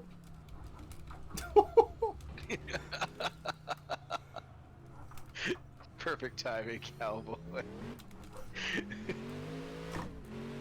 I'd love to, Bandit. No, Gearhead. We are turning all the cars that have turbos up to 100%.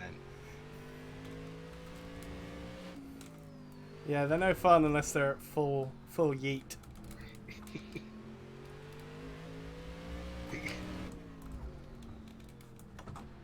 No one ever said we were sane in the first place. There's a gear in there somewhere.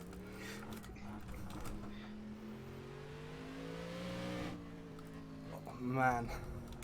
This thing is an absolute animal.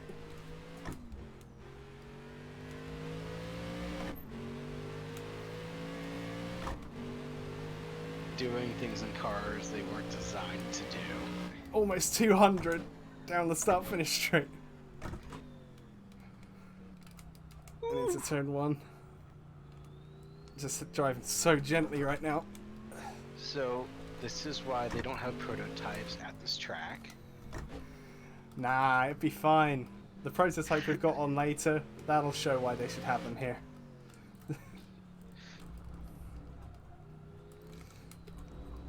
Yeah, just pay attention to my throttle trace, which is the green bar on the right-hand side of the little heads-up display that I've got. That'll give you an idea of how careful I'm having to be on the power out of the slow corners. Once you've got a bit of traction, it's alright. It's just, you've got to be so careful in the traction zones or this thing will just murder you.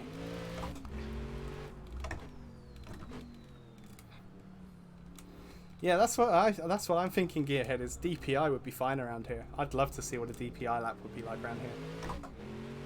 Maybe you two should do that in the next stream.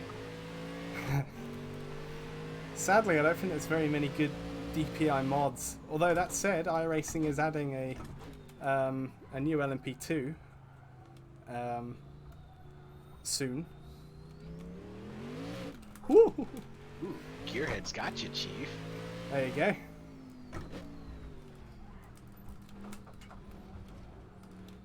Oh, Ben has you too. Ooh, this is gonna be a thing. Ah!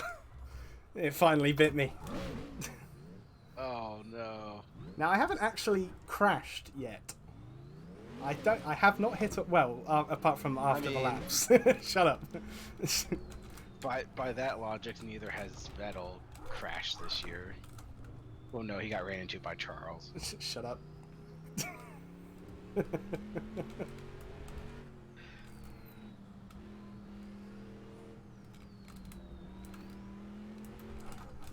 Yeah, Garrett, I definitely would like to see what a caddy DPI could do around here.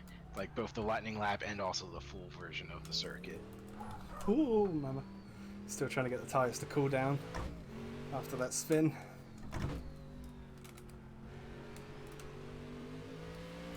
Alright, let's have another go. It's hammer time.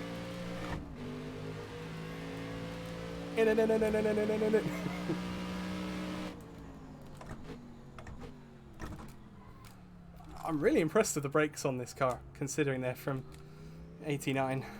Whoa.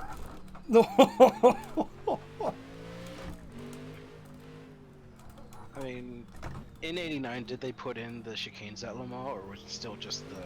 The chicanes came in right around that time. I'm not sure what exact year. It was late 80s, early 90s. I do, however, know, because I know why they were introduced. Obviously, there's the fact, obviously, about trying to slow the cars down, which, unlike at the Daytona Road Course for a NASCAR race, they actually did need to slow the cars down into the turns. But the FIA actually introduced a maximum length for a straight. And do you know what straight length that was based off of? No.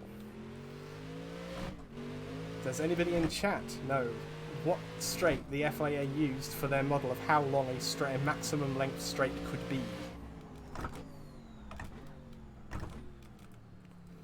A little bit of trivia. Is it at Silverstone? It's not.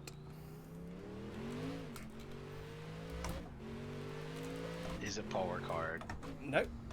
Bear in mind this was in the late 80s, early 90s. So yeah, Paul Ricard would have been a good idea. Spa? No. That was the one that I thought of when I was first asked this question. I know, but that's good.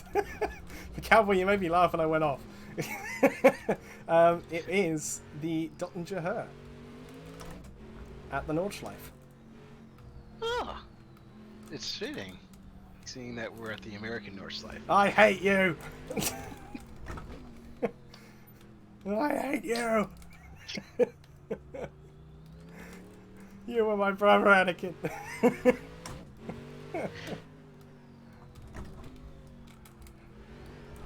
Oh man, right. Let's get a good lap in. Come on, John, you can do it.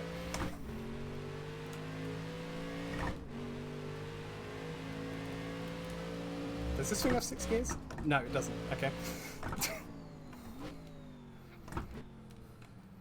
Oh my gosh, 230 and you still had an off. Whoa! You fuck's sake! This thing is so difficult.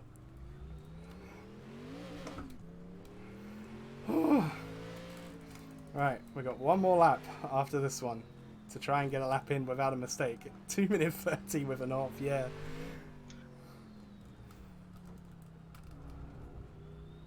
I requested you to. We're not taking any requests. We have a car list already set, sadly, because I really want to do an IndyCar. Boo! Dang, thank you for looking that up, Cowboy. This car, Jordan, would have run without the chicanes at Le Mans. I can see. Now, this wasn't one of the ones that famously flipped, was it? No.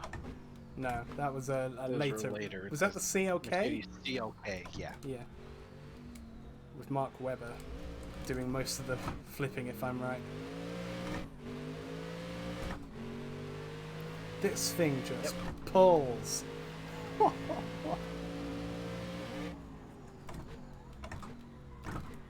Ooh, bit of a lockup. Managed to save it.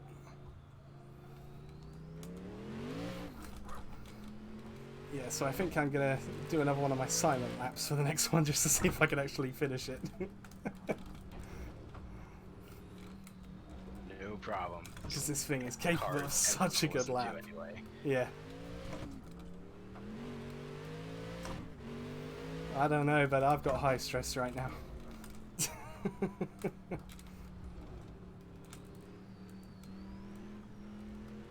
Just gonna take it easy until we get onto the lap, just to keep the tires. Just breathe. I am speed. You are all the sim racers. Stop and all the sim it. racers are with you. I need 2 steering wheels.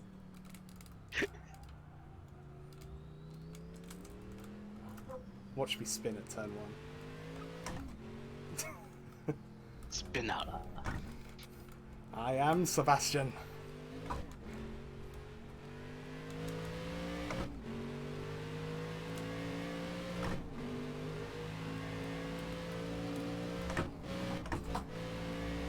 I keep forgetting that's not 6th. I have actually just got off. Oh no. I tell you what. Hang on. Bonus lap? Hang on.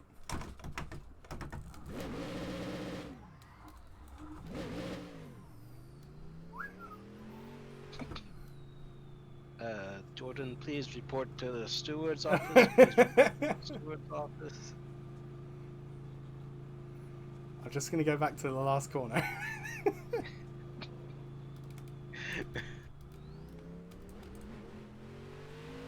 The tyres will be roughly about the same temp anyway, so. There you go, that'll do. You have now become Speed, destroyer of worlds, conqueror of all track records. Alright, let's try again.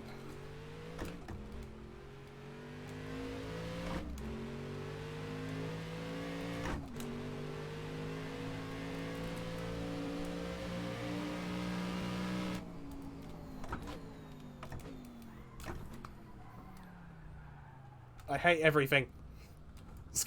We'll keep going. We'll keep going. No, no, we won't. For God's sake. One more go. Okay, one last try. Do you know what? We'll go from here as well. Really? Oh my God.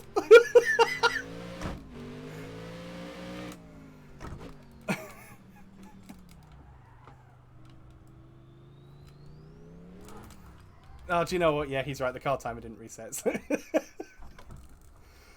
Mm-hmm. What's the vote? Do we give up now or do we do one more lap? Do it. One more lap. One more lap. Yeah, I think so too. If I were to cut a section of the track, would it allow me still to progress the lap timer? Oop. Looking at chat.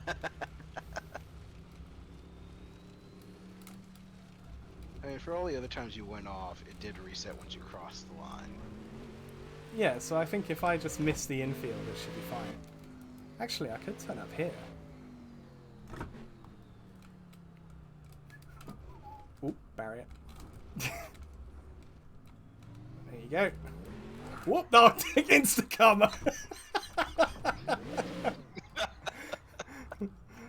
Man, this thing is just evil. Right, come on, John. Just get through turn 1. Let's warm up the tyres a little bit if I can, which I can't, apparently. They do not want to warm up.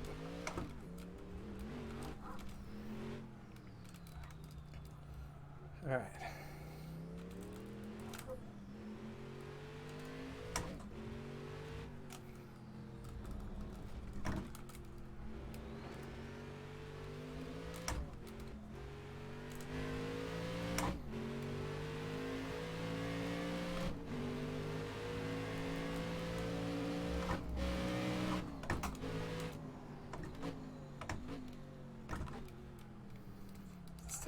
little bit easier.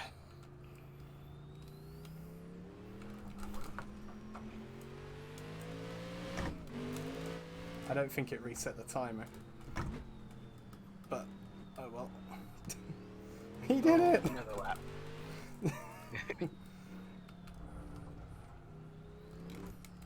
I guess because you missed sector times. Yeah, it might be. If it did, we'll do another. Excellent. He's volunteered for more laps here.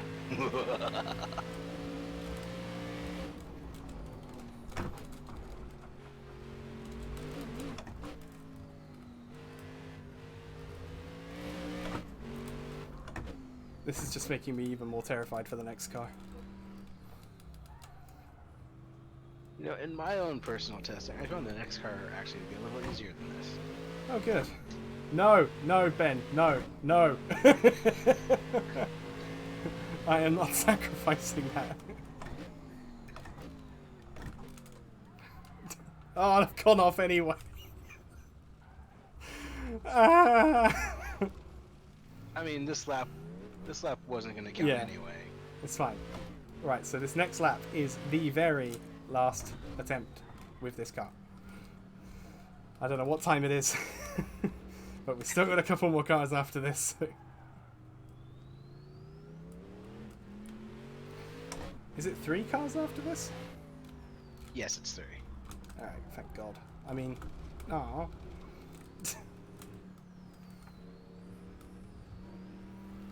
It's fine. If I can get through this car and the next one, then we've got 2 cars to end on that I really enjoy. So.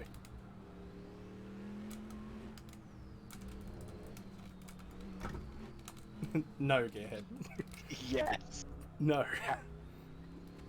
Oh, did I send you that part of my master plan, Gearhead? You weren't supposed to share that.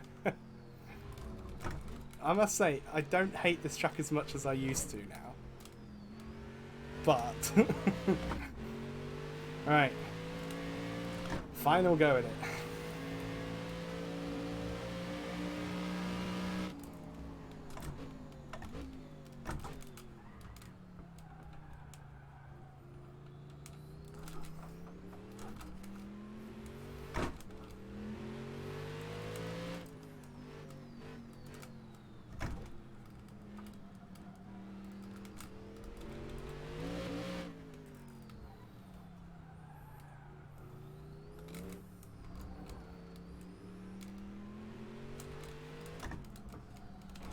Shut up, I'm ignoring it. I'm no longer ignoring it. Oh, for God's sake! Oh, no. Do you know what? Okay. That's enough. I got your best lap at a 2:30.0. Still an improvement. Oh my God, that thing is unbelievably difficult.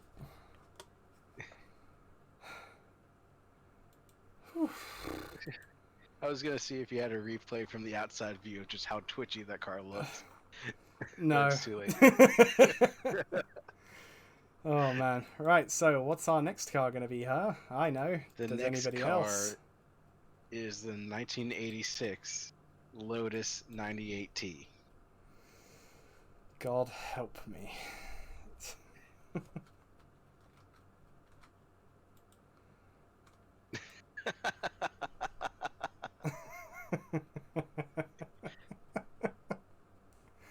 So once again, like with the C9, this thing has a turbo. So you know what that means. We can put on qualifying tyres, so that's going to be terrifying. And up to full boost. Now, wasn't this one of the first cars to really employ ground effect, or was that one of its predecessors? That was one of its predecessors. I believe that was the 1982 or the 83 Lotus, there were like 2 separate parts of the body which were separate from each other, and it would literally, the outer shell would sink down. Excellent. So the 98T, obviously made famous by the great Ayrton Senna. the man responsible for every Brazilian sim racer that you've ever been hit into by.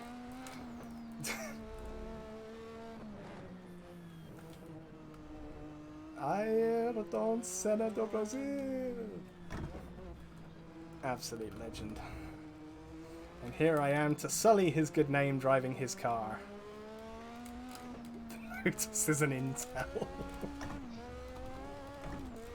Oh my god.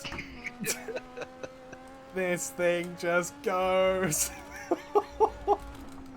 Oh my god. Yes, but it has more downforce. It genuinely, already I can feel this is a lot easier than the Sauber was. The thing that's really hard to deal with in this car is the turbo lag. And just how suddenly it comes on. That's why Ayrton Senna, his unique throttle input, where he would keep stabbing at the throttle mid-corner, worked so well in a turbo car because it kept it spooled and meant that he had less turbo lag on the exit of the corners. Now, I'm not Ayrton Senna, so I'm not going to try that. But it was interesting because everybody assumed that he had that driving style exactly for that reason, to keep the turbo spooled up. But he apparently did that even down in karting. Yeah, he did it in karting and even past the turbo era. It was just the way he drove. It was almost like he bent the car around corners. Extremely impressive. And now I'm about to show what a talentless sim racer can do in his car.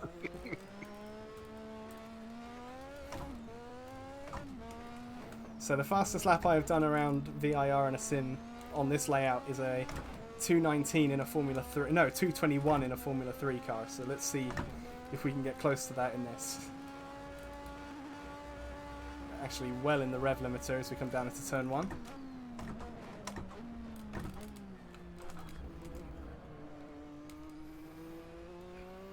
Oh, so that's how you're so fast, gearhead. Put more gear in it. Nope, I am not doing any setup changes. If I go down the rabbit hole of trying to improve my lap time, I'll be here all night. And I already feel like I've been here all night. I mean, that's not far from the truth. How long have we been up for? Almost 2.5 hours. Bloody hell.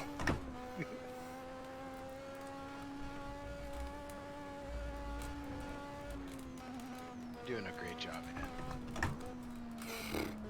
I'm just glad it wasn't 100 laps. Yeah.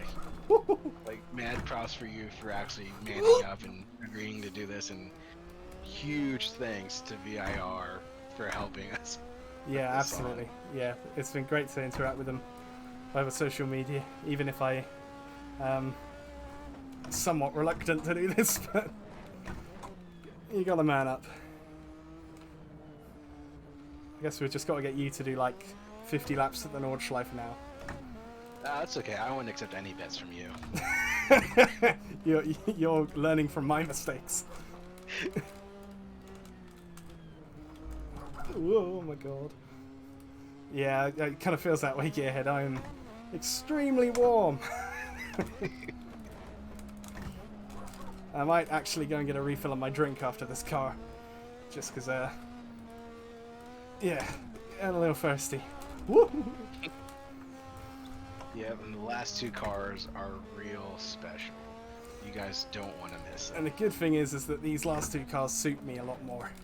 So I know, especially with the last car, I'll be able to get a lot more out of it. I like to drive as many different sim racing cars as possible and try and be as good at all of them as I can, but downforce cars is where my strengths really lie.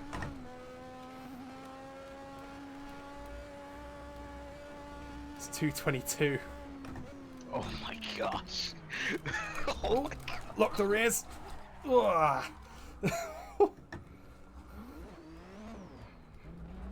Okay, cool those rear tires off a little bit. So I'm definitely I can definitely beat that Formula 3 time, so that's what I'm going to aim for. Stay hydrated. I need to get that on a soundboard. All I've got is, you know, like. Restart, boys. Claim a black flag would be great.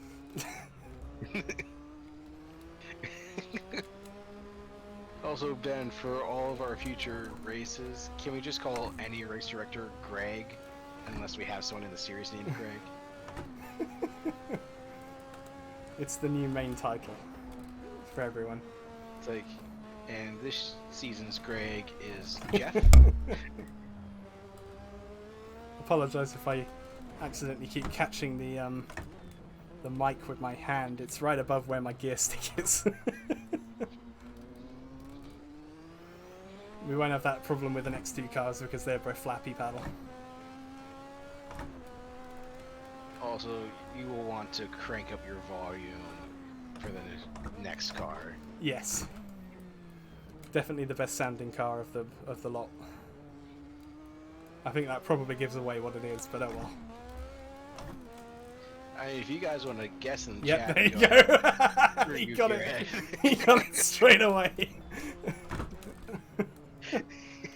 It's time for a Fox Sports Crank It Up. Now over to Larry for the trends. Well, you gotta take the split and cut it in half. Oh god!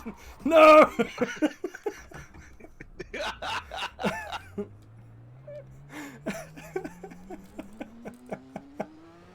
Well, you see here, at the halfway point of this round, Jordan broke the track record for the lightning lap. I said split the stage in half, not the driver. Oh no. Alright, 2 laps to go. Let's see if I can get that 21. 21? You're stupid. 21. Yeah, I'm not. Alright, concentrate time. He says almost dying. Jordan focuses on this lightning lap attempt in the Lotus 1918.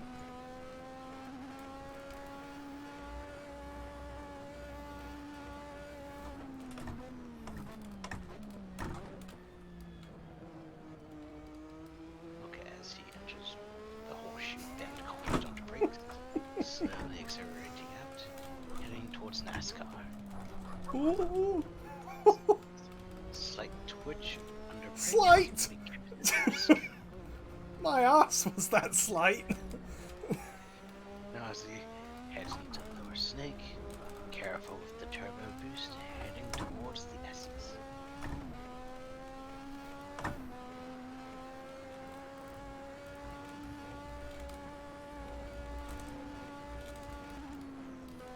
Downforce keeping the car pinned as he heads towards the tricky south bend. Now heading into Oak Tree, he needs to get a good run onto This the commentary is so unnerving. accelerates down the back stretch, hitting top gear. That should be a TV show name.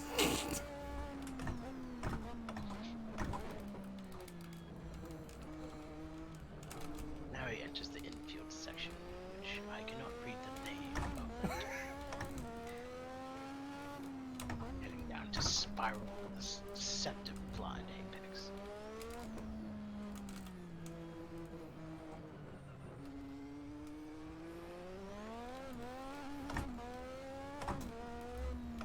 Now the tricky infield section.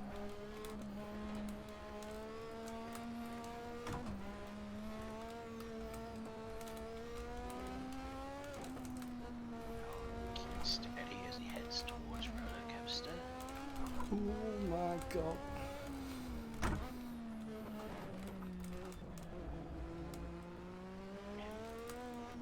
Through roller coaster, attempting to hold pin.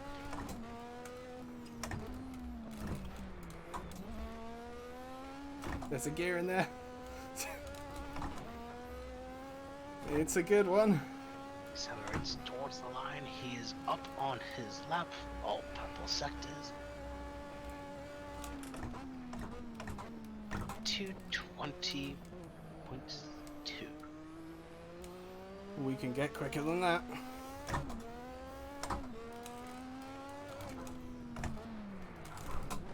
if the gearbox holds.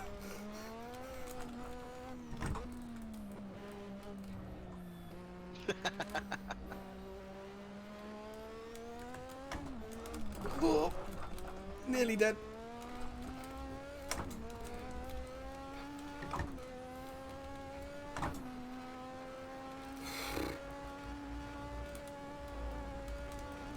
Oh no! Oh, no. Oh my god!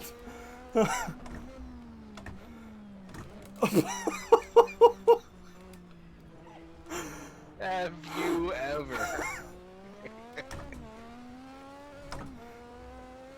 I'm only 3/10 down.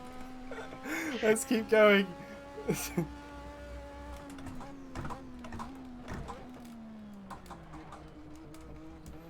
Stab that throttle.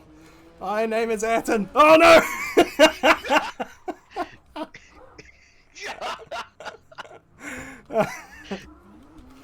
We'll finish the lap.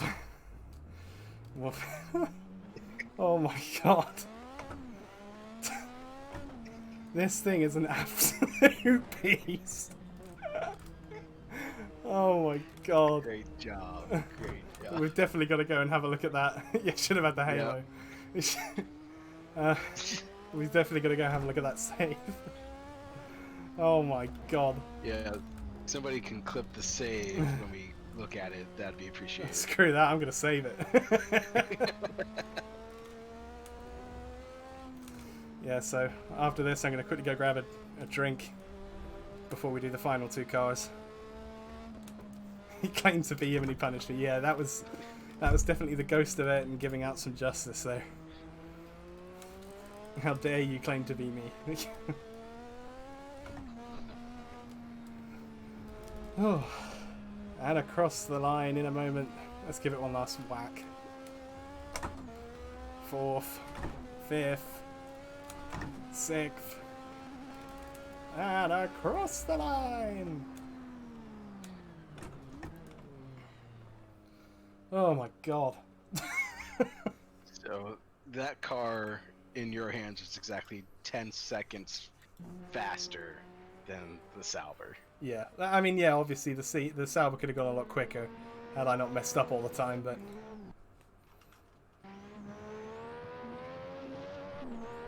So let's have a look at that save.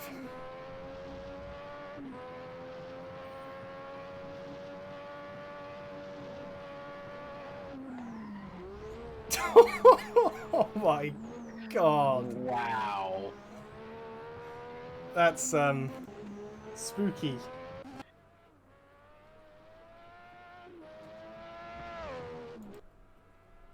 Try and find a good camera angle of it.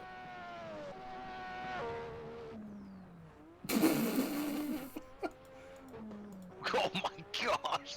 Oh no!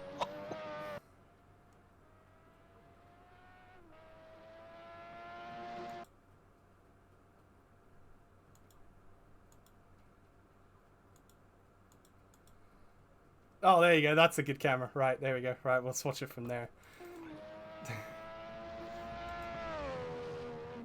Do it in a slight slow-mo.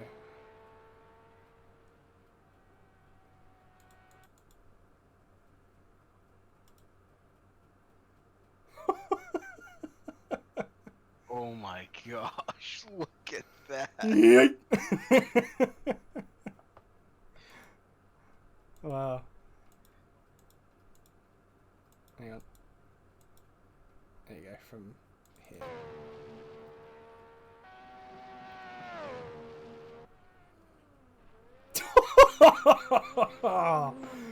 Wow.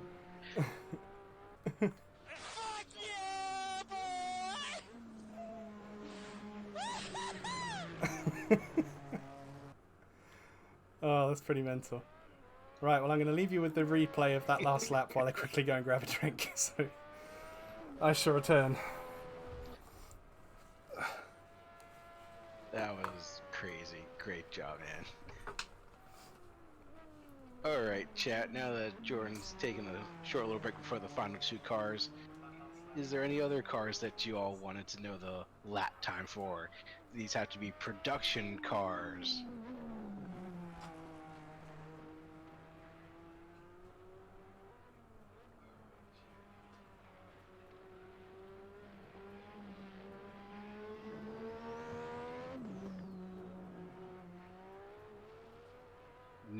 gearheads can't do IndyCar.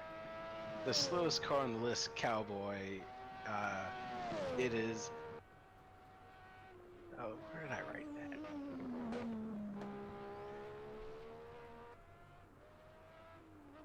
It is a 2015 Honda Fit at a 3-minute 37.7.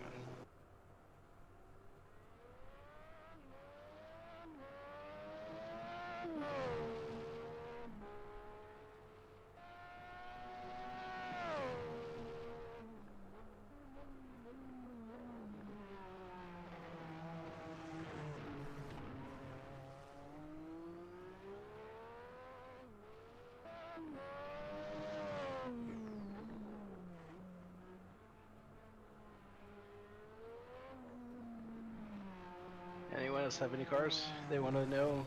The 2020 Toyota Supra 3.0 Premium did a 301.4.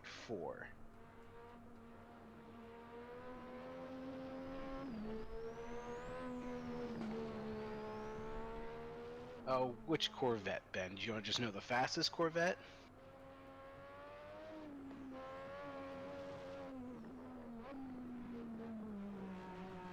Okay, the 2019 ZR1 did a 239.5.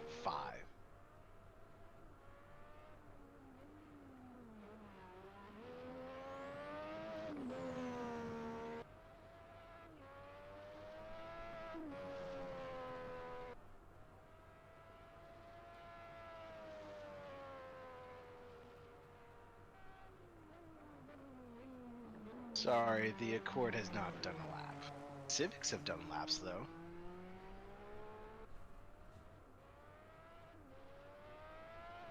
Actually, I lied. The Accord has done a lap. Apologies.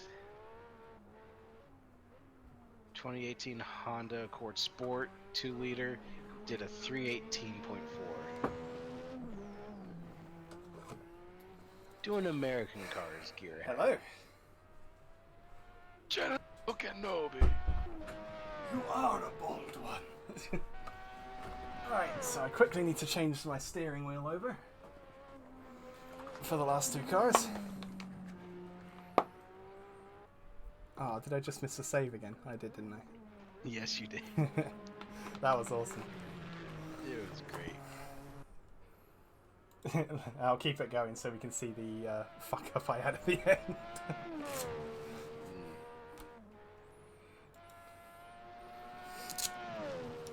You can do better, Bandit. Do it. Oh. Yeah, you had to turn yours up to Oh my 100% boost like Jordan did. You gotta commit when you do these things.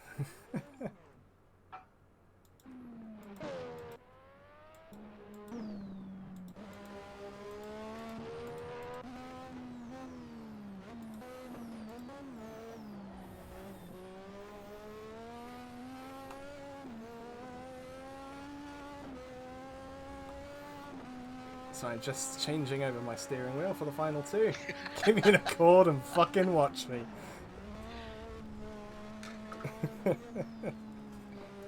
Language. I've only sworn twice in this stream. You're gonna upset Mom. Yeah, well, Mom isn't there anymore.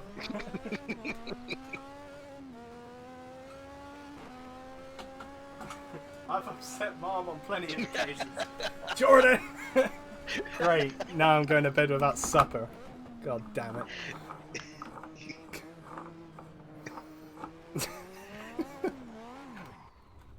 Alright, let's get that wheel on there. Nice and tight. Wait till your father gets home. I don't know where he is. Oh no!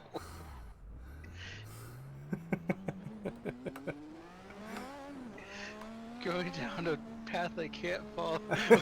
So you're saying love has blinded you? Oh no! Love of VIR, absolutely. The American Nordschleife is excellent. I hate you. Alright, wheels on.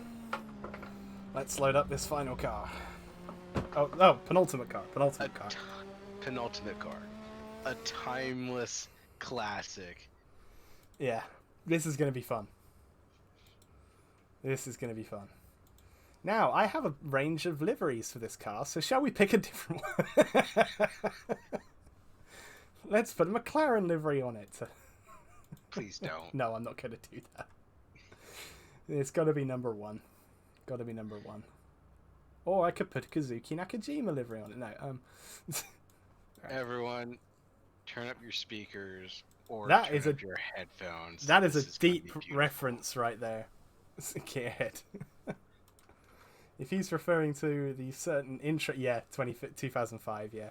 That was the best game intro for any of the F1 games. Don't at me. Ugh. Oh, my gloves are all sweaty.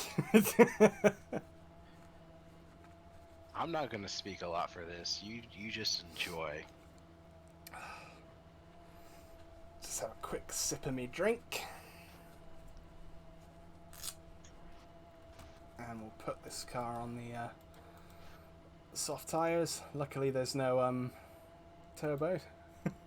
I'm actually going to take some of the fuel out as well. Because we don't need 80 litres.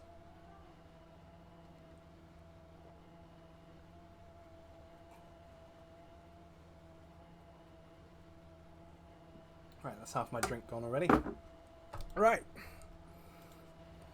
Not that... yeah, let's do it in this camera angle.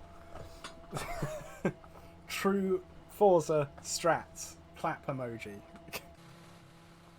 Right. The Racing Point livery on it. Oof. So put that on lap. Put you down here. And I think we're ready to go. Thing on the stream, if you can put it a little higher, like on the carbon fiber. Oh, yes, yeah. I forget I can't see my my overlay. Yeah, that's as well. perfect. That better? There you go.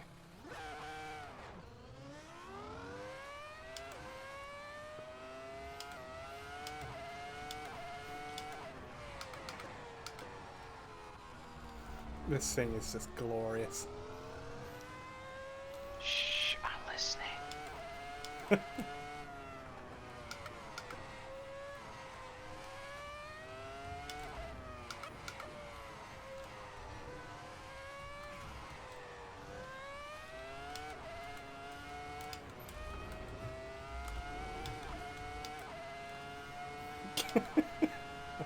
These cars had TC in real life.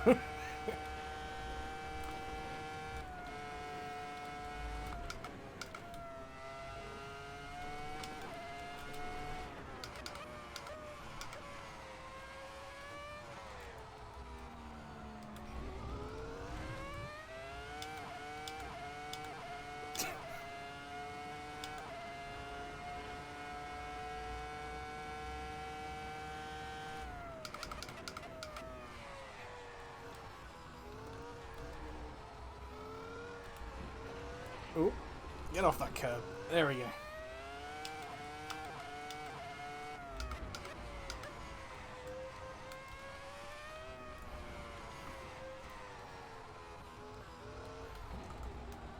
Come on. There we go. Okay, chat, will we get under 2 minutes in this? I don't know whether I will or not. I'm not sure. I think we'll definitely get under 2:10. I'm not sure about 2 minutes, though. I think that'll only be the 919 that'll do that. But I will give it a red hot go.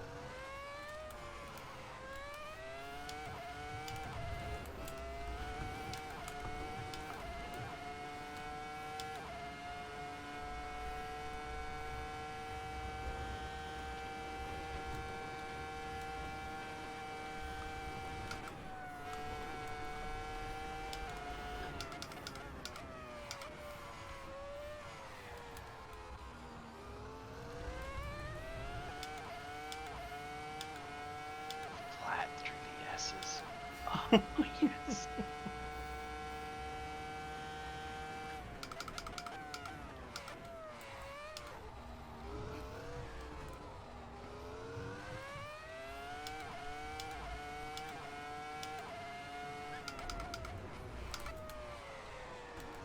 Mamma mia. Ah.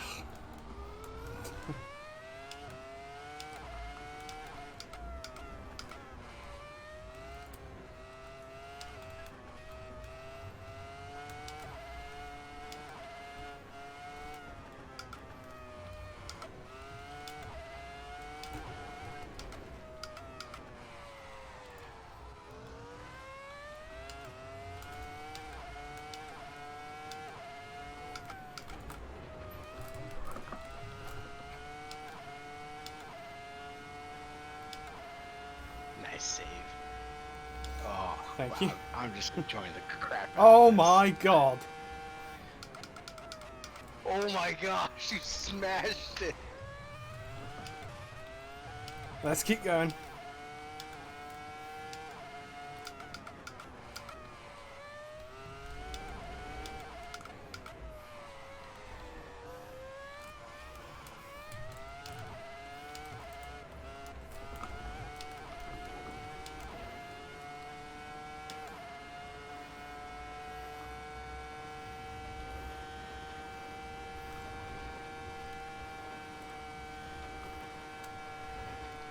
Oh my god. No! Saved it. Oh no. I can't believe it was flat through that left-hander. Oh, that was so beautiful. It's fine, we've still got another 2 laps. I'm really tired now. Oh. Oh wait, what? Nando wrecked?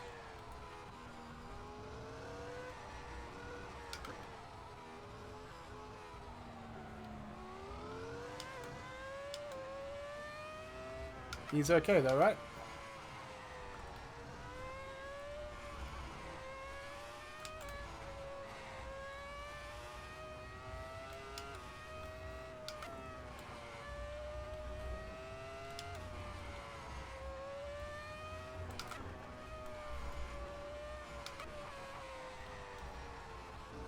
Way to distract me from the lap. Tell me Nando's crashed. God. Right. Let's do this.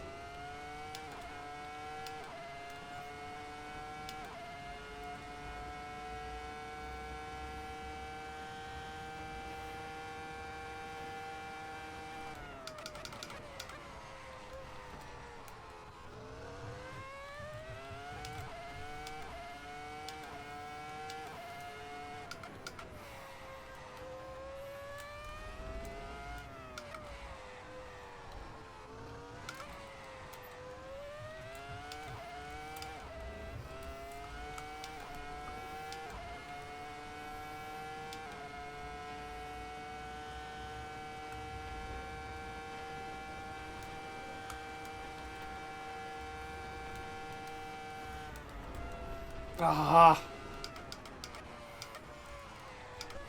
It's okay, still go, still go.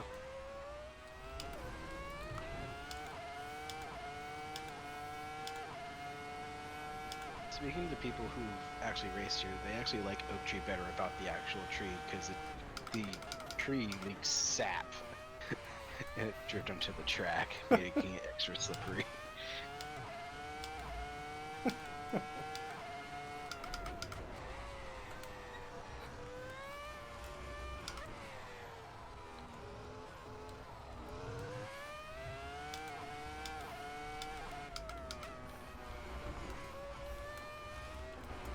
Oh my god.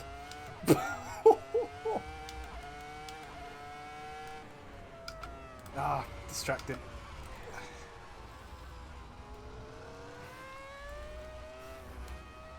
Okay, it's hammer time. All down to the final lap. Nothing like a bit of pressure.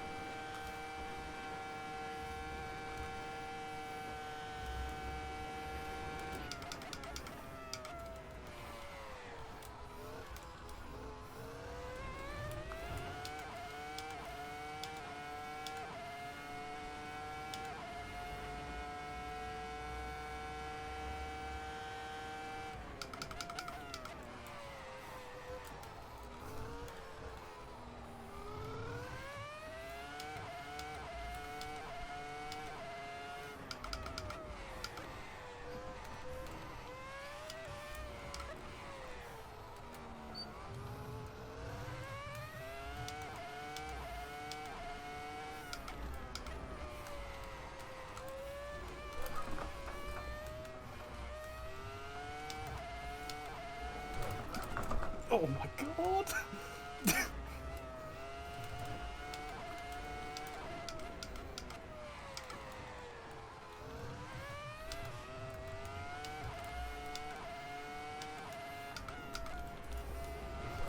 No! Oh no! No! No! Oh my god! No! Oh my. You know what? I know I said only 5 laps.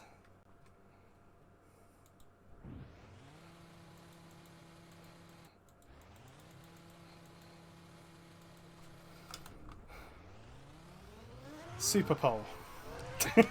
Let's go. Screw you, Ben! Screw you! We're gonna have one warm up and one flying.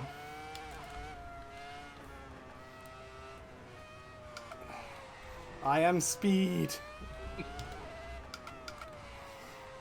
This thing is just insane. 2 in the 919, 1 in the IndyCar. He's a persistent little fellow, isn't he? You got this. I'm sweating.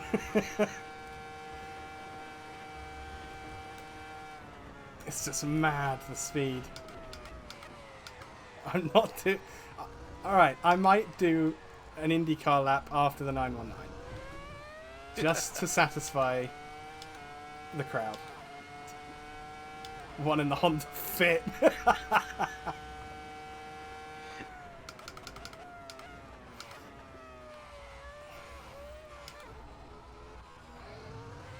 This car is capable of a seriously good lap time if I can get it nailed. It's to the point where I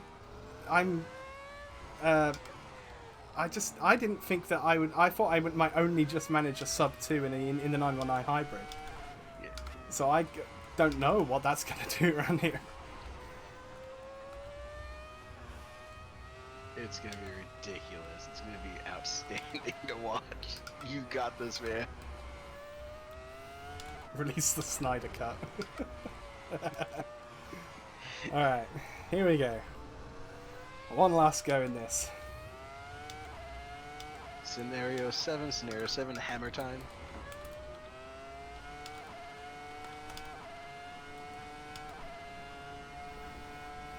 This is a restart, boys. Claim a black flag would be great.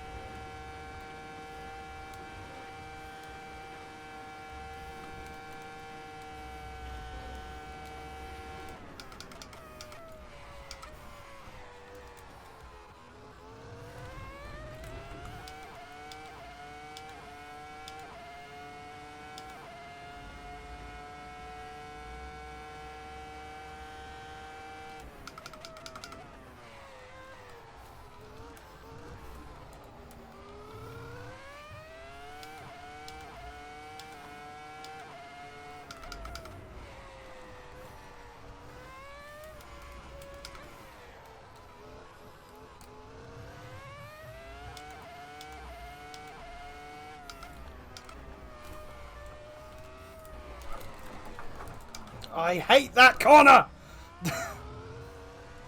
No.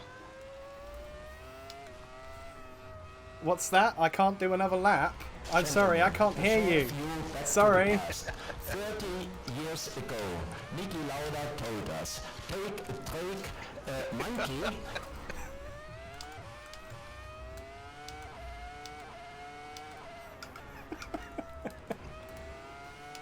One more.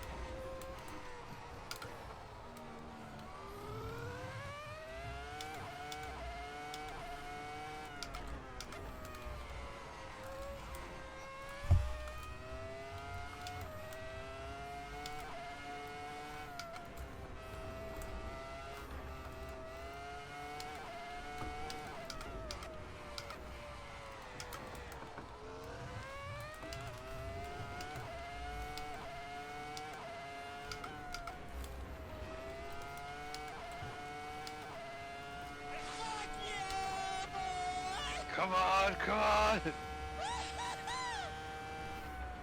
Oh my god.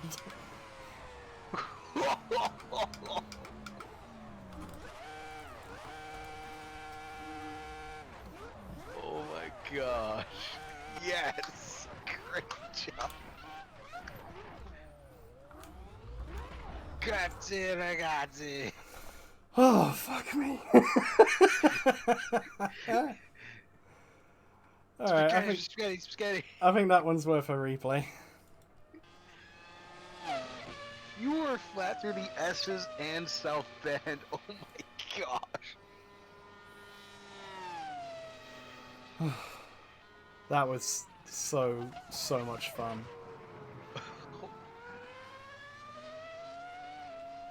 This car just sounds so good.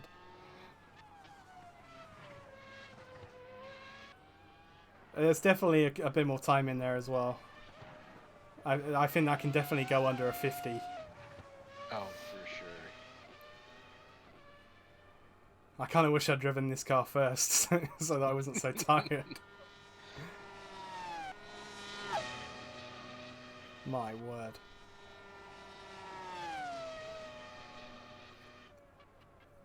Problem is that the more worn this car gets, like after every lap, the likelihood of taking that corner flat decreased and decreased because the car tires were just getting so warm.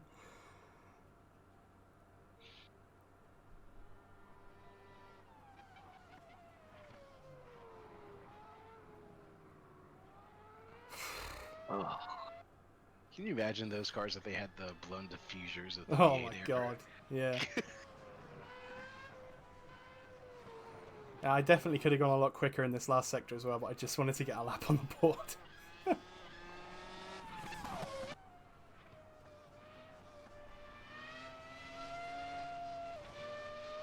He missed the apex. Do it again!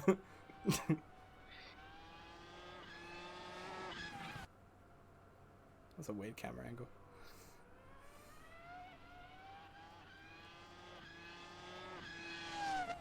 How quick would they be on slick tyres? I dread to think, man.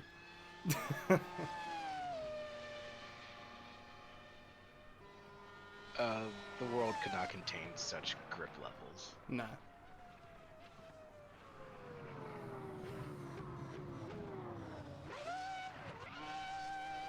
Mega lap. Yeah, that was a good one.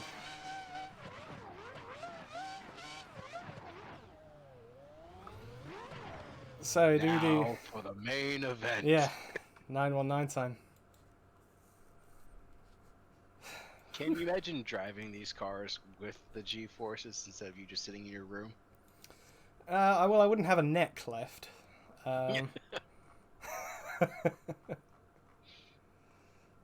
So, time for the main event, did you say? Yes. No, don't. Stop! No! No!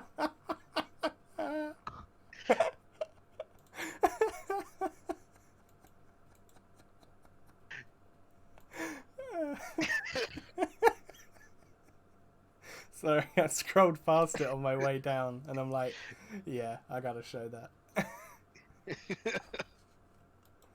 Oh, good grief. This is why we can't have nice things. So, main event time. Let's go. I'm genuinely intrigued to see what this does. Now, just as a reminder, I can basically use hybrid for the entire thing. Mm-hmm. DRS will probably be open everywhere. Yeah, fuck it. Let's just do it.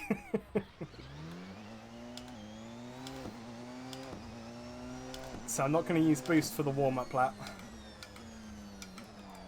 Just going to slowly get into it.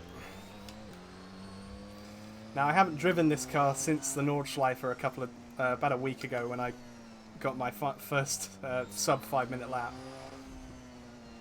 So I haven't practiced much in it. Well, I haven't turned a single lap of this place in this car. So, just be about learning where I can absolutely push.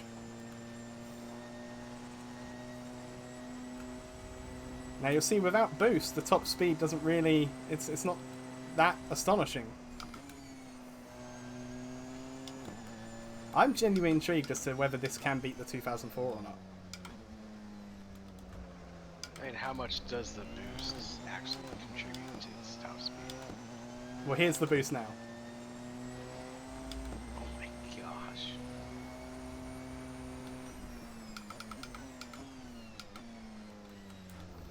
Who did the real Nordschleife? The real Nordschleife lap was it Yanni or was it Bernhard? Or Bernard? It was, I think it was Yanni. Yeah. And that was a 519? 516, something like that. Maybe even a 513. It was above a 510.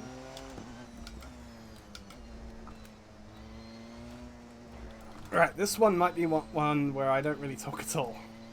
Because this car demands everything.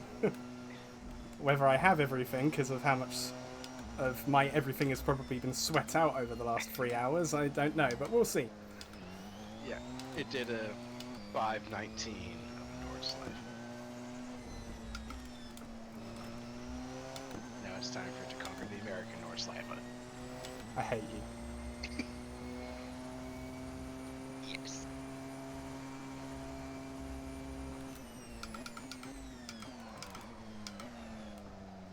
That was late.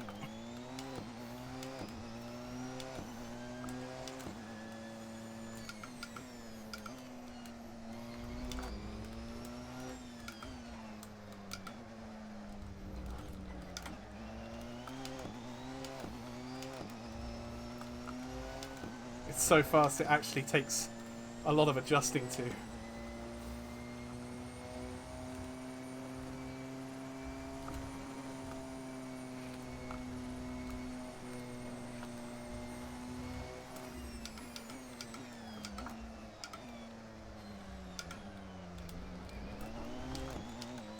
I'm physically sick. It was 200 miles an hour in the S's. Yeah, it's pretty quick.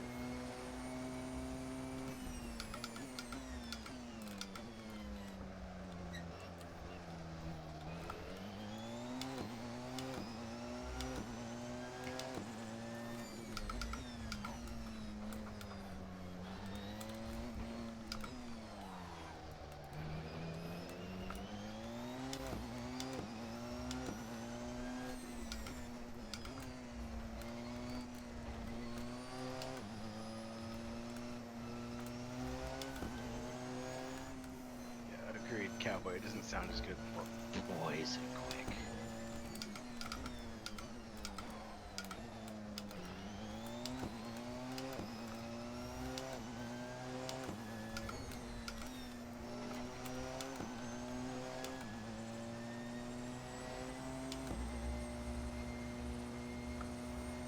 I'm scared of what this lap's gonna be.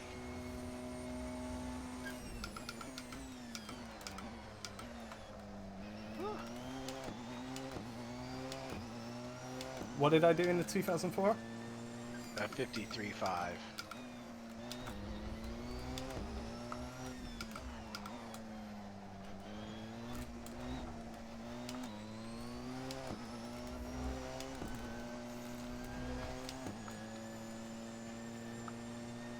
I think I've run out of boost. Yeah, you were doing 200 last time by. Recharge it.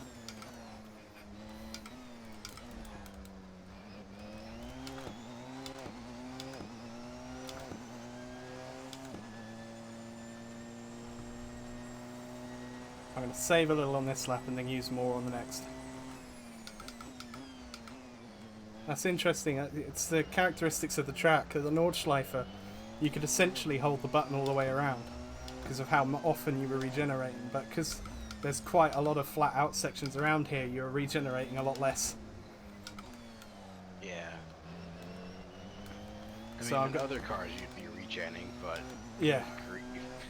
I think this lap I'm gonna, and I've gone off, so even more of a reason.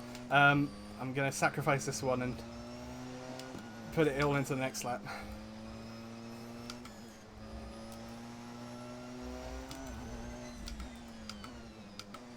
Because my first lap was untidy, so I can definitely go a lot quicker. It's just nailing it.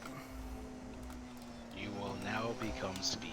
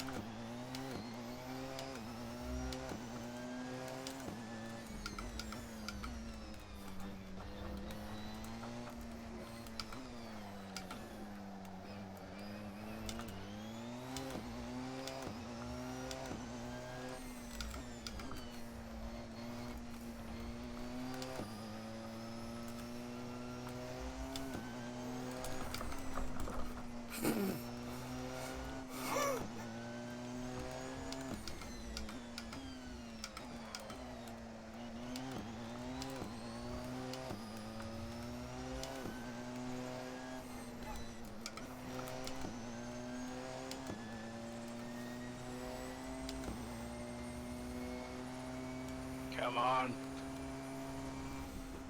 Oh. 53-2. What was the 2004? 53-5. That'll do. Oh. I'm not going to go much quicker than that tonight. Good job, man. Everyone give Joe a round of applause. He's marathon this. He's done fantastic. Oh, that was fun. I really feel Thank like I should have done it in the other order. Yeah, this car can definitely go a lot quicker. Honestly, I don't. If you can get somebody who can max out the 2004, I feel like they could probably get it quicker than this. Because as Cowboy said, the 2004 was a lot. Could have been so much quicker. Yeah. So it's interesting how the 919 is so much quicker at some tracks, but then you get to a track like VIR and it's quite even between the two. Yeah. It's really quite even. I'm just doing it. Technically, I've got this last lap to do, so I'll just do it. I'm actually not on the throttle right now. One more laps. I think yeah, true. 60 laps. Oh my god. Yeah, the 919 is a lot less on the edge. Like, the key problem is because there's so much speed. Corners that you would think are flat aren't actually, because you're going that much quicker.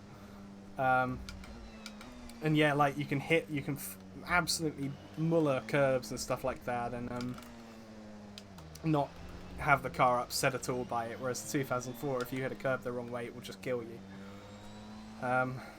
Yeah, that's the thing about the 919 is that it can do this kind of lap anywhere. Like Formula 1 cars, you can't take to the Nordschleife in real life because they're too fragile. The 919 is not only quicker than Formula 1 cars, it's bulletproof. You can do it anywhere. That's why it's got the quickest time at Goodwood, quickest time at the Nordschleife, quickest time wherever. You can take quickest time at Spa. No matter where you take it, it can go quick. Whereas the Formula 1 car, it just can't go to those places. So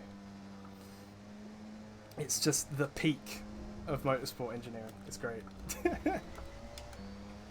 I'm not actually on the throttle right now. I'm just on the curves. Oh my gosh. Also, huge thanks to VIR again for forcing you to do this. Forcing me to do this, yeah. Actually, I've just seen what I need after all of that. Hang on. One sec. Whoop. There we go. Come on. There we go. Come on. No, other way. Good lord. Okay, you know what I said about being able to take this car anywhere? Maybe not there, but... Oh no. There we go. Brilliant.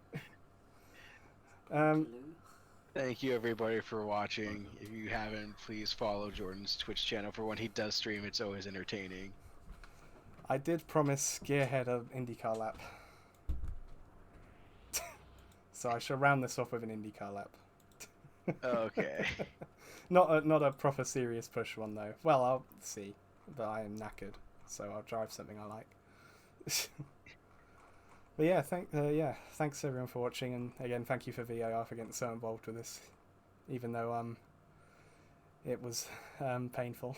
And I tell you what I'll do, we'll drive this IndyCar as well.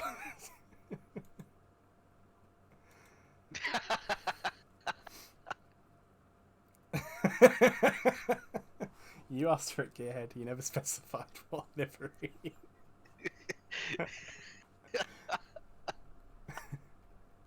Ree. Is that Imola again? Oh, right, let's put that on there, and we'll get rid of the little halo support as well. There you go. Not a fanboy, just passionate. Exactly. But yeah, this was a lot of fun. I'm still... This track is very difficult. I do like it more now than I did. So I guess that's a partial success for Squirrel, but... You're fulfilling your destiny. There's no denying that it is the trickiest track in the US. Probably one of the trickiest tracks in the world. Yes. Especially this layout. Yeah, this layout is so diverse. It's got literally everything. If one part doesn't catch you out, you will struggle with the other parts. I love it. Oh dear. It's quite a down. I tell you what, I said to Did you have Gearhead, a lack of grip? yeah, I did. Do you know what? It's because I went from the 919 to this. Now, so you know what? I said to Gearhead I would do a lap of VIR. So I will do that.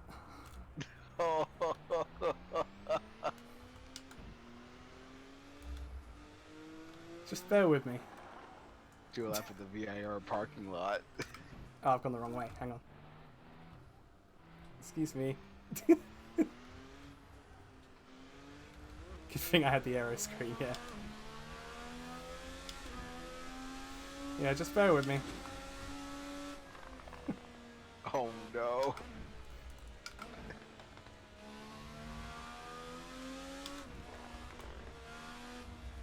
The sounds of this mod are incredible. Huge shout out to Racing Studio. All of their mods for Assetto Corsa are just absolutely sublime.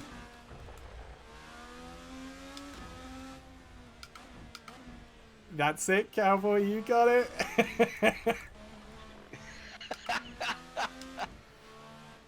Oh, I've gone the wrong way.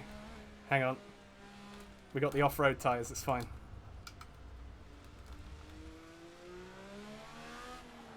I said to him I would do an IndyCar lap at VIR. He never specified what layout.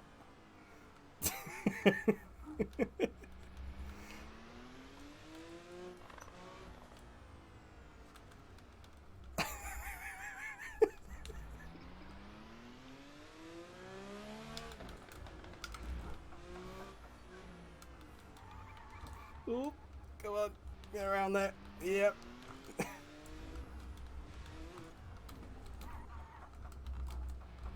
Probably about as clean as my other laps. through the S's and around the final corner. He does it. Wow, I can't even do donuts anymore. There we go. Wow, really, this is difficult. Now I know why Rossi struggled. There we go. Oh.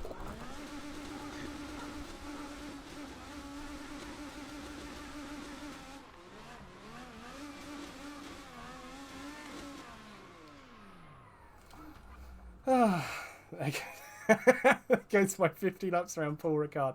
Mate, if you do that, you've got to do that. Yeah, you should do that. 50 laps around Paul Ricard.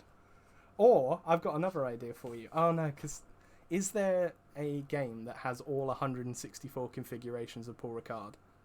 Because I was going to say, if there is, you have to do one lap at every single one of them. Oh god. No. Mate, Gearhead, if you do 50 laps around Paul Ricard, I will watch that. Absolutely. Paul Ricard. I actually before this stream I preferred Paul Ricard to this place. Because I genuinely I don't mind driving Paul Ricard as a driver's track. I just don't think it's a good spectators track. Whereas VIR now, I think my opinion's been swayed. I do quite like VIR. You can clip that if you like me saying that. Oh. I don't know what you're talking about. I've already clipped it. Oh, I hate you. Well, on that note, I think it's time to end it. I think. So yeah, thank you everyone for watching. This has been a lot of fun. It's been painful. It's been an emotional roller coaster. We've had ups, we've had downs. But yeah, thank you for watching. Thank you. Oh, I need to get that on a soundboard as well. But yeah, thank you for joining me, man. This was a lot of fun. Yeah, I hate you for having made me do it. But... Oh, I want to thank you for actually manning up to this and actually doing it, a marathon effort, and just thank you for everything. I'm just glad it wasn't 100 laps. Yeah. ! Squirrel in the chat. Go give him a follow. Go give him a sub, whatever. Well, no, wait. You're not affiliate, so you can't sub. But sub when he gets to affiliate. You can sub to me on YouTube. There you go, yeah. And ! YouTube in the chat. You can go to my YouTube channel and subscribe if you want as well. All that good stuff. Big thanks again to VIR for their support with this and promoting it and everything and getting involved. It was a lot of fun, despite how tired I am now. I'm going to go have a shower. And until next time, catch you all later. Goodbye. Yep, take care, man. Bye, everybody.